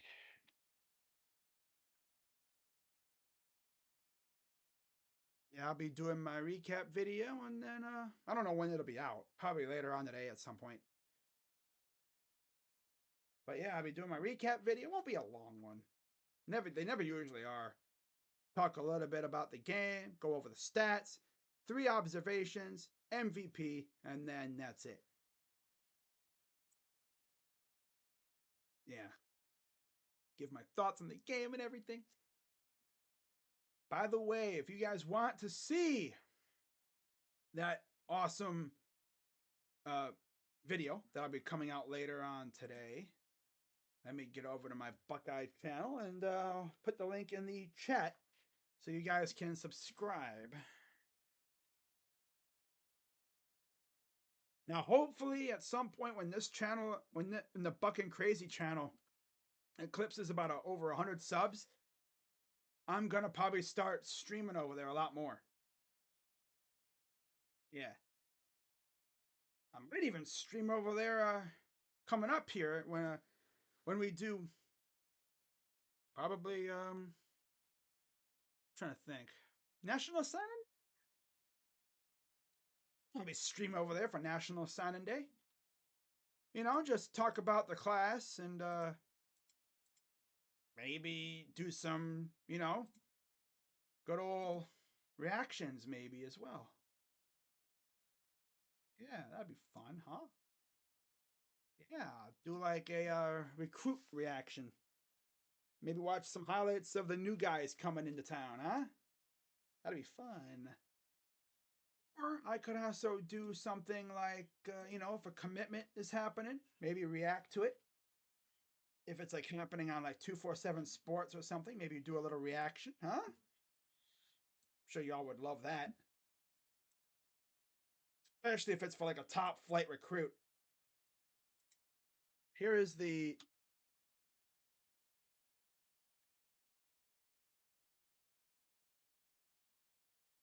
here's the Buckin' Crazy channel, the my Buckeye channel. So let's see here. Tackle. Yeah, like he was in trouble. Handoff. Gets a couple yards. We might be able to hit 30 points, but we're not going to touch 40. I doubt it. Depends on how quickly we score here. Remember, the lowest amount of points we scored in the series against these guys is 49. But again, those teams had, you know, Ferraris at quarterback. This team literally has a Honda McCord. Like literally, Kyle is so mid, it hurts. Total yards 166 for Travion. The rest of the team 110. Ridiculous. 2nd and 8. Hands it off again. Here's Travion. Uh-oh, open space. There he goes again. Near midfield. My God, He's got those wheels though, man. I guess sitting out those couple, was it like 1 or 2 games, really helped out his feet. He's got low key fresh legs. Man, he just cuts up and boom. Yeah, he's still got it, man. He is that dude. He should have scored before. And then there's another injured Rutgers Scarlet Knight. That's the second injured Scarlet Knight. 7:13 to go. We might hit 30 points. I doubt we hit 40. Unless we get like a pick six or something. Get a defensive touchdown again. With how ass our offense has been, defense, I mean, as you'd expect, the defense is probably getting tired. They were out there for pretty much the entire third quarter. Aside from that, maybe one drive where we scored. We're out there the entire third quarter, I think. Just remember, we had the pick six. Then they had to go right back out there. Yeah. Man, let's see what Twitter's saying. That was a huge stop on fourth down. Logan Paul, Rey Mysterio. This might be the best. Oh, yeah, Logan Paul won the championship.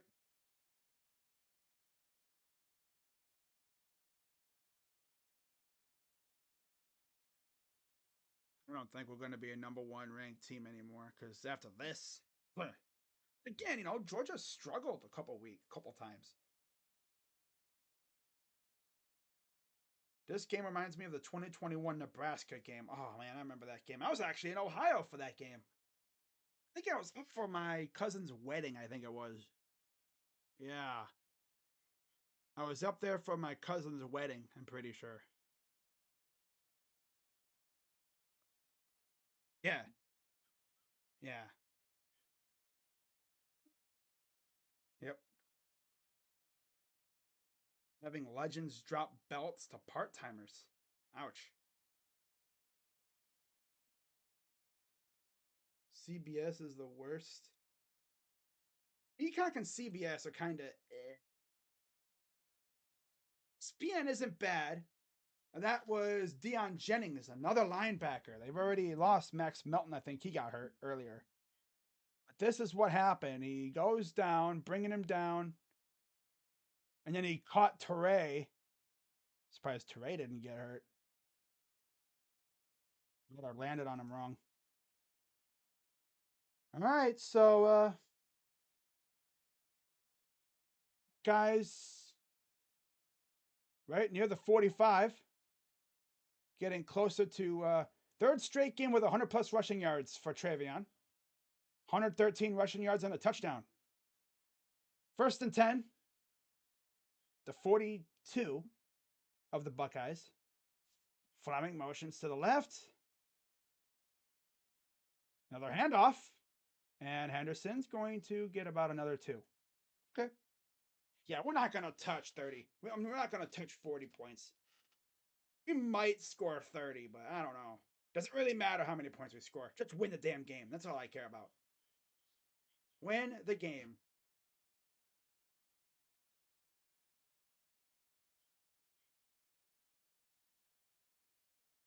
This offense just hasn't really hit any like another gear.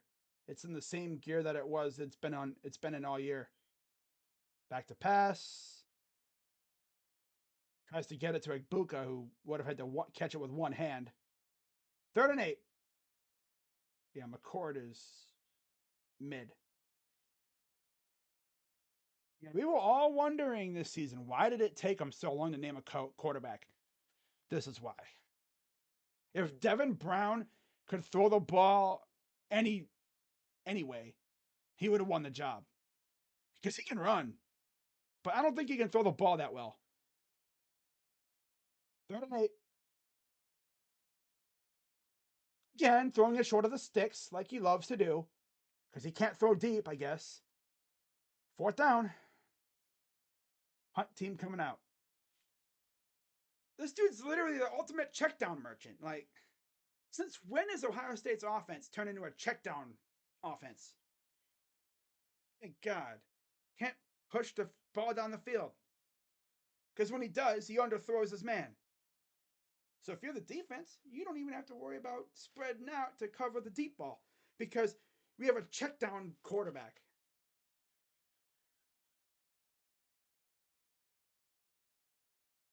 Heck are we doing? Like,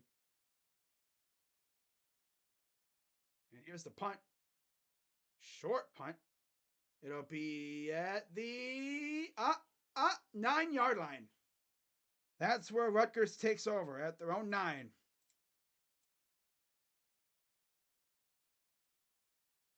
Anderson is a freaking stud, but my God, McCord sucks.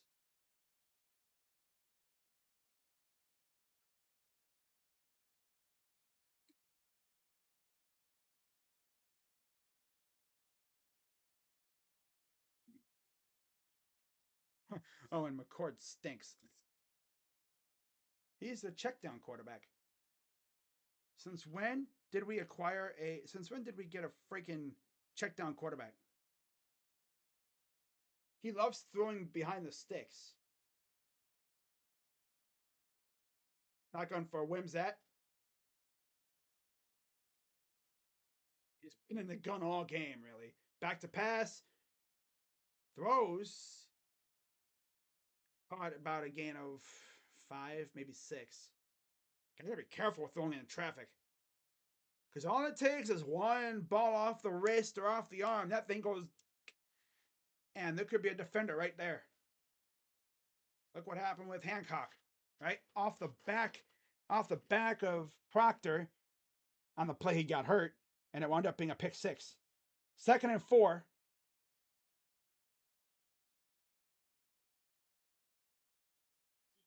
Bumps it off and it's incomplete.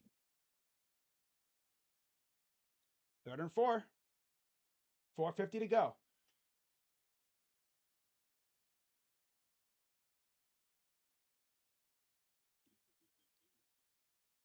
I think when I do my three observations, I think we know what I'm gonna say. Henderson is that dude. McCord stinks. In defense, well, they did pretty good. Just need to get those injured guys back though. 3rd and 4. He's gonna try to run it, and he'll get stuffed. Got a gain of 2. Trying to catch us off guard, maybe?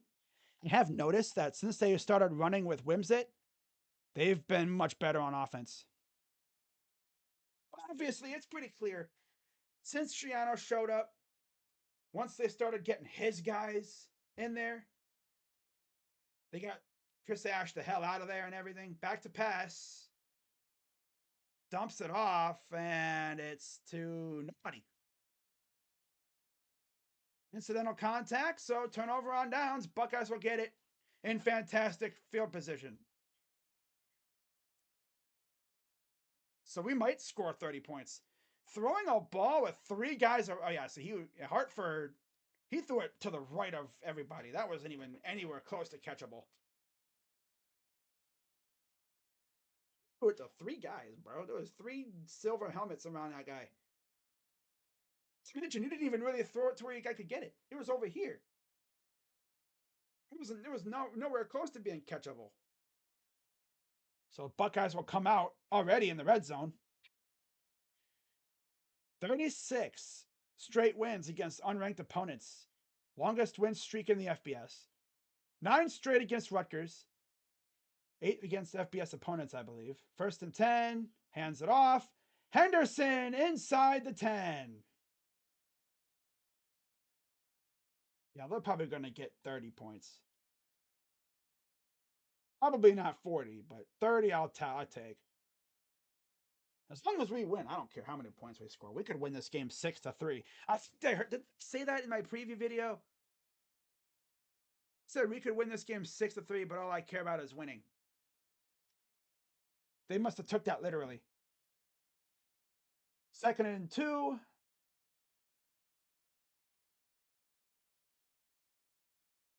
Shotgun from McCord. Come on, Honda. Beep, beep. Hands it off to Henderson. Juking and jiving, gets about a yard.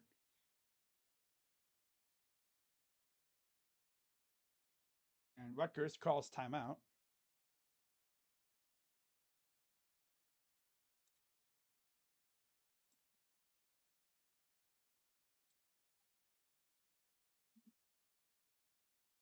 Ooh, wow, Clemson. Clemson won by 8. That's tough. Man, that's tough. It's tough. Funkiest move line. Fox Sports, Spencer Tillman. After Brando notes after a Michigan State misfield while keeping the score 2017 trend was early Christmas. Oh. Oh. What? Throwing it into triple coverage. Interesting choice.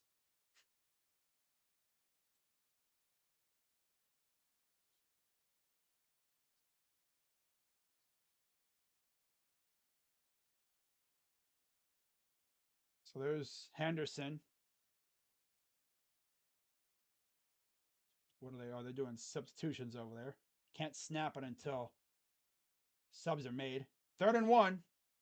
Watch out for like a fake reverse or something here. Yep, there's the handoff to Trainum. First down. Yeah. Using 2 running backs. That's interesting. 3:15 to go. Are they going to try to score? Or are they just going to settle with the 28-16 dub?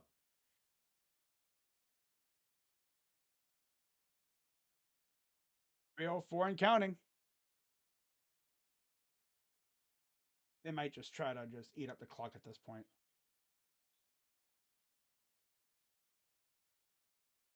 2:51 to go.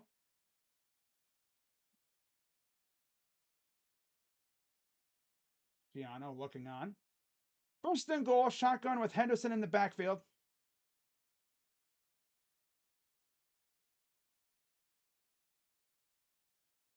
Henderson. Oh, watch out for Harrison on the top of the screen there.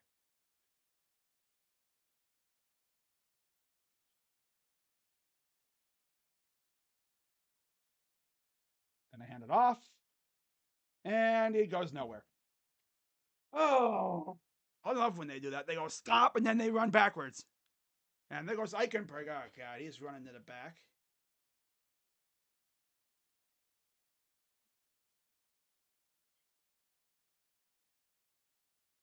His arm, I guess, going to get that looked at.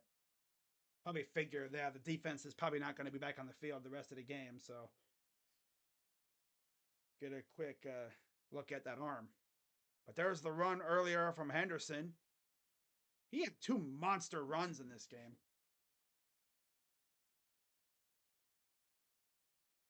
So 2:17 to go.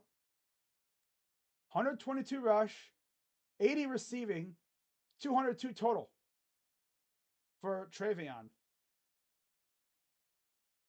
Quiet game for Marvin, even though he had a touchdown. Rutgers, what the heck? Rutgers doubled them up probably. They had covered. They had guys all around him. They were not letting him eat them alive. I feel like Henderson will be a top 20. Oh yeah, he will. He'll be a top 20 pick when he comes out. The concern is his health. He's really good at when he's healthy. Hands it off again. Runs around the edge. He'll run over somebody. He'll get about almost to the 1. 2:10 to go. 3rd and goal. Flyer went down. The right tackle.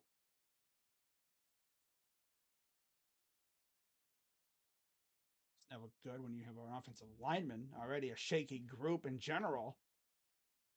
He's down, so they got to look at him. And by the way, that's no timeouts left for Rutgers. So next 3 games, of course, Sparty, Minnesota at home, and then we go to Ann Arbor.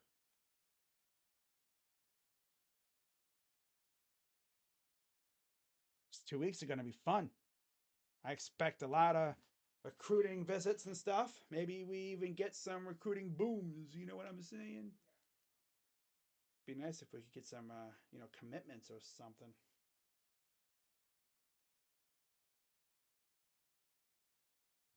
Offense playing like this is not good enough to beat the team up north. That's for damn sure. especially with a Honda McCord at quarterback. Throws it, caught by Harrison for the touchdown. Oh my God. The corner had no chance on that one. It said a Honda McCord, and he's like, "You calling me a Honda McCord? Okay. Can a Honda McCord do this?" That corner had no chance.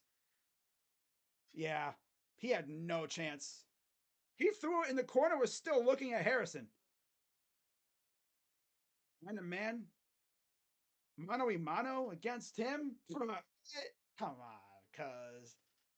Come on, Maine. Snap up. Good. 35-16 Buckeyes.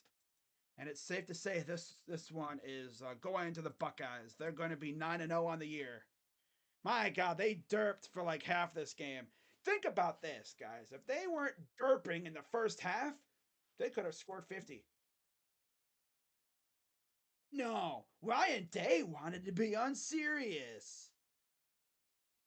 Henderson essentially puts the exclamation point on this game. 4 receptions, 25 yards, 2 touchdowns. Oh, that's the most McCord mid. That's a crazy stat line. 4 receptions, 25 yards, 2 touchdowns. Again, I mean, they shut him down. I mean, for the most part, they made sure he was not going to kill them. And of course, it would be wonderful if our lovely Honda McCord would stop underthrowing him when he's open.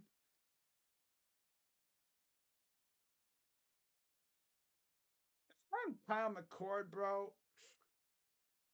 I'm watching that tape and I'm wanting to punch something. Dude, you got noodle arm syndrome, my guy. This away, and they're gonna fair catch it. So as you'd expect, the Buckeyes really took control of this game. We'd be able to score 40, but got 2:07 to go. They're probably just gonna sit on it.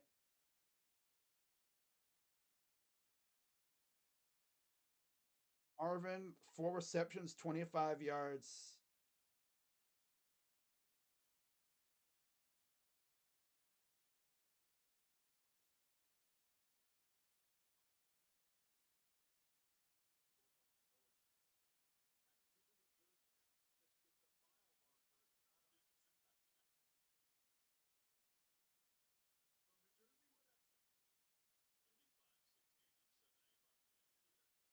And off gets about 3.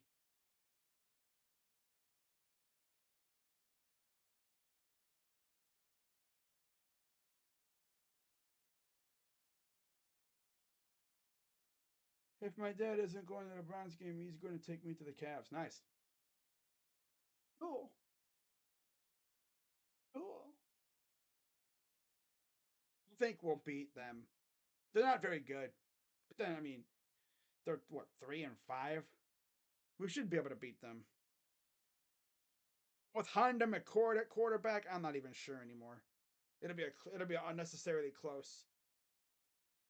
Not going for Wimsat. And they're going to run it for a gain of about 4. To be fair, though, Rutgers ain't the old Rutgers.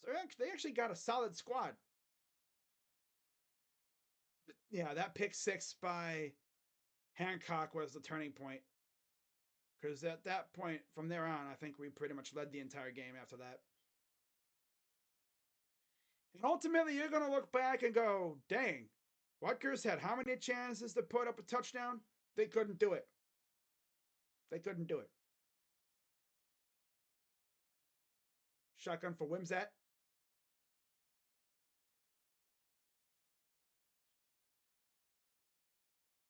Snap.